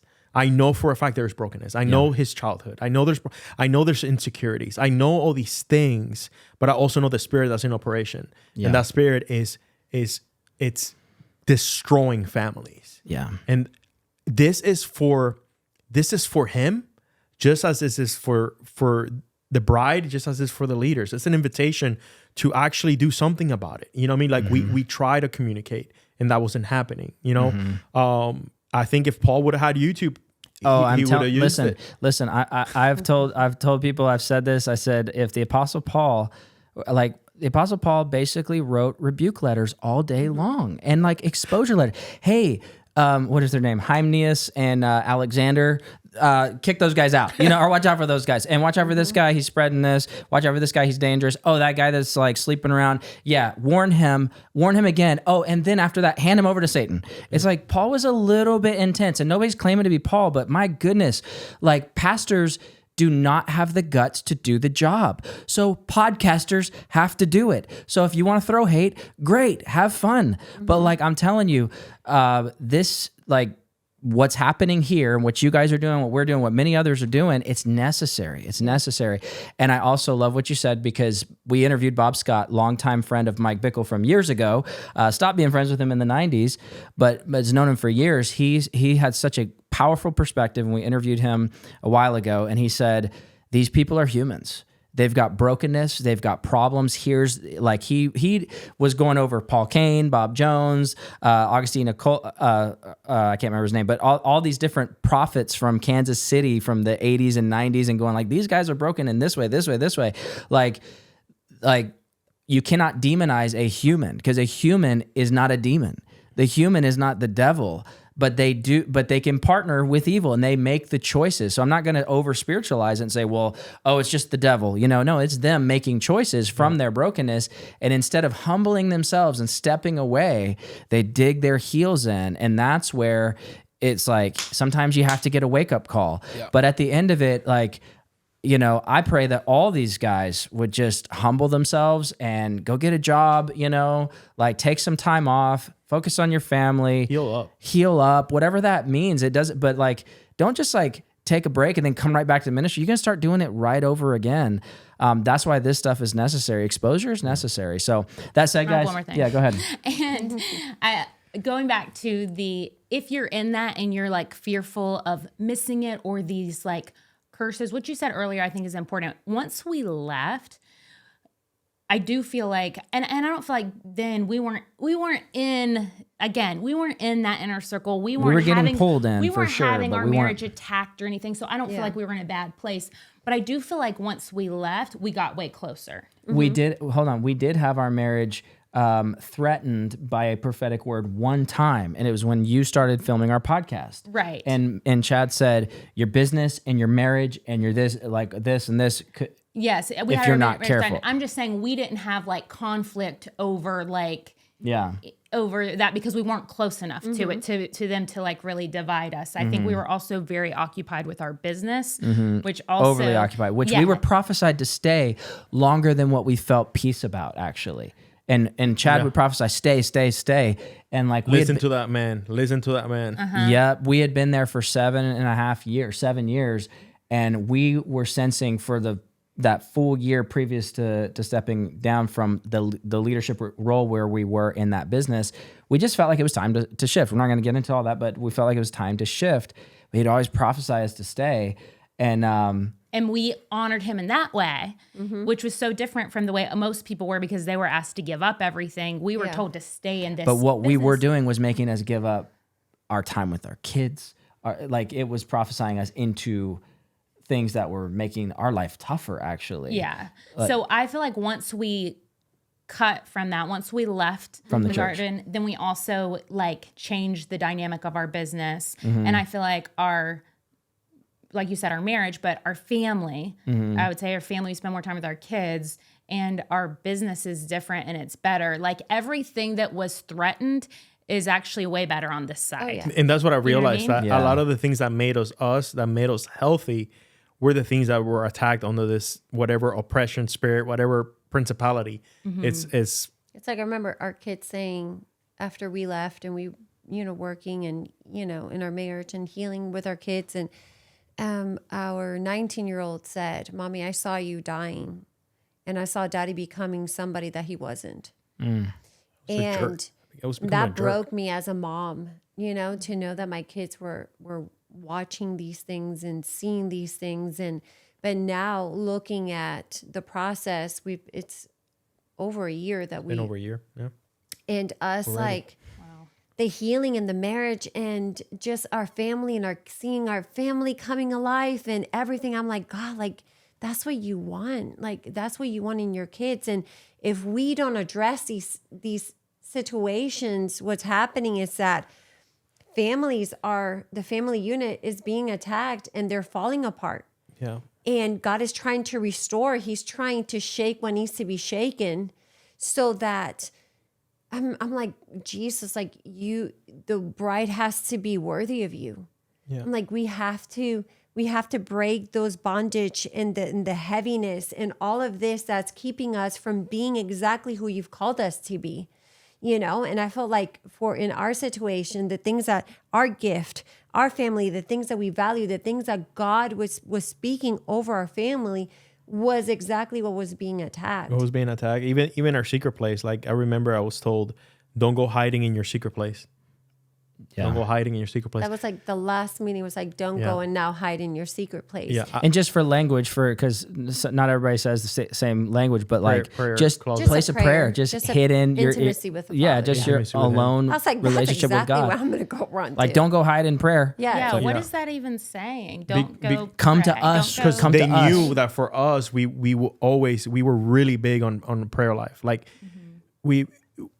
we had convictions. And what I saw is a lot of compromises taking place behind the curtain. There's a lot of compromises taking place, and it's just crazy, man. It's just crazy. Oh, here's what I do know. Like, are we over it?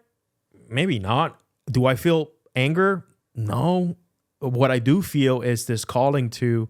I don't want to see another Shayla going through this. I don't want to see another Armando going through this. And that's why I know, like, so you and Micah and everybody that's been through this, you're honestly super, super merciful. I'll just say you're very, very merciful. And I think it's really good. But for us, we haven't been through what you went through. But what I will say is that when we look at the situation, that's why on Micah and Lindsay's, we decided, you know what, let's just pause here and just remind everybody, the current pastors have walked people through that process and caused problems. And so the reason why we do that is only for not to be mean, not to be rude, but just to call that to account again. I just want that to be known that anybody that's on the elders, that's sitting in the elder seat that did this, multiple times in these meetings, that needs to be taken into account for that elder. Same thing with Michael Thornton and Amber Thornton. You're leading a very large church that actually has national influence in some places because Darren Wilson was there, because Chad was on Darren Wilson's thing, because the podcast that went out. It's very important. And so what we're saying is that I don't know that I would say if I was doing those things and bringing those kinds of issues and counseling somebody and then bringing their counseling sessions to the public, meaning to 5-10 elders, this is such psychological, emotional, and spiritual abuse. I don't think that unwinds super quickly just because now that guy's gone and now you're in charge and everything's going to be good, because some of the same language is still going on there. I've heard it. So I'm calling that community and the elders to actually think through what you're doing. I think on a very practical, you could probably say it way better than me.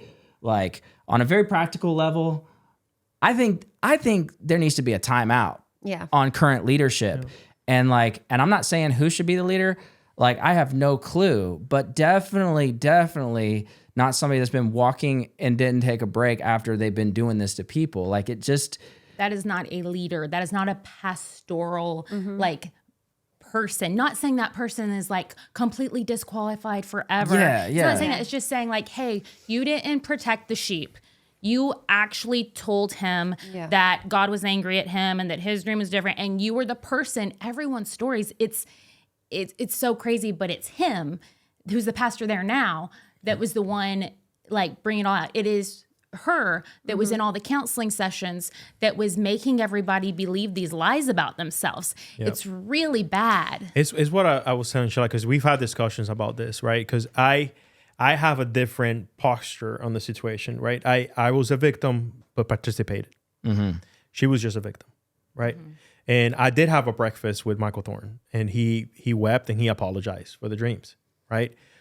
But like I told him, it's there's a big problem.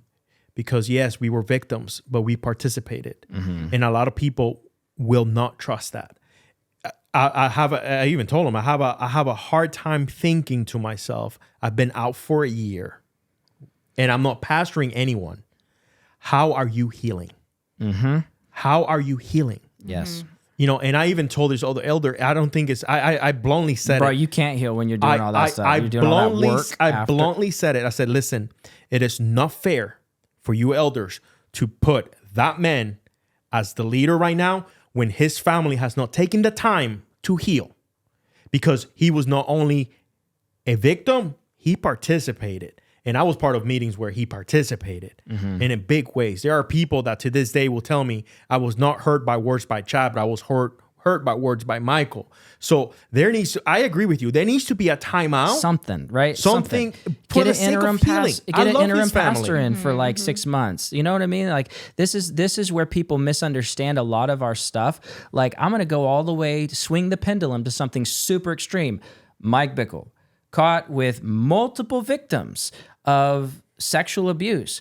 That man, in my opinion, and I think biblically, is disqualified, should not have another shot at all. Yeah. Now, is Mike Bickle, according to Bob Scott, is Mike Bickle sincere? Quite possibly. I have no idea. That is not up to me to decide his sincerity or salvation or anything, nothing like that. Mine's just to go, let's protect the sheep. Mm-hmm. I don't hate Mike Bickle. I actually hope that he does not go to hell. Literally, I hope that. I hope that he has a sincere salvation and that he is in heaven eternity forever. And I do hope that. And if you don't hope that, then I would question if you're a Christian, for anybody. So somebody swing the pendulum way over to something like somebody that is a victim of spiritual abuse as the right-hand man of a major spiritual abuser, and then now is the in charge. Okay, I don't think you're disqualified for ministry. I don't think you lack sincerity. I don't think you actually loved people throughout that whole thing. I think that you had a perception that was filled with deception, and then you led from that place. And I don't think that just changes because you cried and said sorry. And then you just get up, because it's going to lace through your teaching. It's going to lace through your leadership structure and your culture. And so I agree. I think it would be wise to take time to heal. Now, if that doesn't happen, then I think everybody that joins the garden and goes to the garden should just know that and just be aware of that and watch for the signs, watch for the red flags. Because the community, last thing I'll say on this, every single type of scenario where this happens, of course there's good fruit in the people, because people of God are people of God. They connect, they love each other, they pray together. Not everything was like evil that came out of there. I actually got deeply like, the Lord really used the garden in 2018 through 2021 to really walk me through some stuff, not just like with Chad or something, but like just in church, just going to the fellowship of believers. I could like, after the pain of IHOP in 2012, the garden was used to really bring me back to a place where I just was like, I'm not going to be burned by the church anymore. It's why so many people get confused, right? Yeah. They're like, what just happened? So a lot of people were confused. One, because the leadership wasn't being transparent. Yep. Right. See, a lot of this abuse was taking place in an inner circle. So what happens is the body of believers are there worshiping the Lord. You know, my sister was a worship leader. I know for a fact that she absolutely loves the Lord with all her heart. She weeps in front of her piano. So when she's leading the people in worship, people are feeling the Lord. Many times the word is being preached. Yes. Right. But what happens is there's something that God is going after, and it's the hidden cancer that is taking place. A lot of leaders, if you look at the history of the organization, and you see, I had one friend send me a list of everyone that was on staff and the people that are gone. The list was 2 pages long. Yeah. And we're talking about over 60 people. Right? So there's this revolving door that's been taking place. There's been this abuse that's been taking place in the inner circle of people. Most of the believers that are in the congregation never felt it, never saw it, couldn't understand. Only the few that were actually getting closer were experiencing it. But the truth is that a lot of the things that were being preached from the stage were not being practiced in the secret. In the secret was a lot of the leaders, because we lived very connected lives. We vacationed together, we ate together, and it's like a mafia. That's whenever they pulled me in and said, Chad said, people have been having dreams about you and your wife. And then they brought me in, and then Michael said, yeah, we want you to be interconnected. I'm like, we're connected. He's like, no, in the leadership circle. And I was like, what does that even mean? But that was the goal. And I'm thankful that we never. Well, that's what I was going to say to you, Shayla, whenever you were talking about, like, I had to sound the alarm because you didn't want it to happen to anybody else next. And that's the first time I've actually thought about it this way. But we were in their small group. Like when you guys, I guess, weren't anymore because y'all weren't in it. But we were in their small group, Mike and Lindsay, and with Chad and Wendy and some other friends. We were in the small group. You were meeting with him. You know, y'all would grab coffee. We would talk to them about our business stuff. Like, people get groomed. Next. People get groomed. I'm saying we were next. You saved us. Yeah. Your story, you saved us from experiencing that because we were on our way in there. Yeah, we were. You know, and that's the first time I think I really realized that. Yeah. Whenever you were saying that, I'm like, oh, it's us. Your story, you guys being vulnerable, you guys sharing, Micah and Lindsay sharing, saved us from having a really intense story, I think. Yeah. All right. Woo, the longest episode in history. We are breaking record, ladies and gentlemen. This is almost like Joe Rogan. It's like 4-hour long form podcast. Yeah, dude, I could keep talking. I could too. I know. I could. So I don't know what's about to happen here, but I got the company here. You guys sitting on that. Every time he ends it, I'm like, one more thing. I just gotta say. I love. That's why I said, if anything, I'm gonna say this, but if you got anything to say, because you always bring the best questions and the best insight. No, I do agree. Here's what I've seen. He's got the preacher in him, but you're the inquisitive one. Like, you ask some really good questions. That's why on Sunday I was like, okay, Christina, just keep this up. Hold up. Keep asking me questions. I put this back here, and I'm not going to let this go. Yes. Let's go back to that one thing. It's incredible. No kidding. I'm like going on a rant, and then she's like, "Can I take it back 30 minutes to the thing I was trying to say?" I gotta address something hilarious. So we get comments all the time. And it's back and forth. It's you see these comments, right? I don't see them, but he shows me some of them. He's why did you interrupt your wife? Let your wife talk. Oh my gosh, you need to let. And then the other one is, why is she interrupting you? I cannot believe you're interrupting your man. Like, everyone thinks we interrupt each other. I'm like, I wouldn't be able to talk if I didn't interrupt. And then I got a client the other day who's an insurance client, which, by the way, if you need insurance, we help with life insurance. But I had an insurance client that watches our podcast, and he was like, oh man, I just love the way, you guys, if your wife interrupts you, you just don't even flinch. You just kind of keep going. I was like, people told me last week that I interrupt her. Then when we interview Micah and Lindsay, they were like, why are you guys interrupting Micah and Lindsay? I'm like, and then we interview Bob Scott. We let him talk for like literally the whole time. And people are like, I can't listen. It's just monotone, just one person talking the whole time. I'm like, what do you want? So we probably interrupted you guys too much too. So No. apologies Listen, in advance. we get the same thing. You know, my excuse is we're Puerto Rican, we're Latino, we're passionate. You guys are really passionate. You can't help it when you're passionate. You just got to let it flow. You just got to let it ride. Listen, guys, go subscribe to Home of Love. Go subscribe to 1211 Studios. We'll link it below. And yeah, we'll be back with another episode. And this studio is amazing. 3, we just need to sit here and record 5 more episodes. Please get them all done. Get your whole month done. Thank you guys for joining. We really appreciate it. And we love y'all. Peace out. Bye.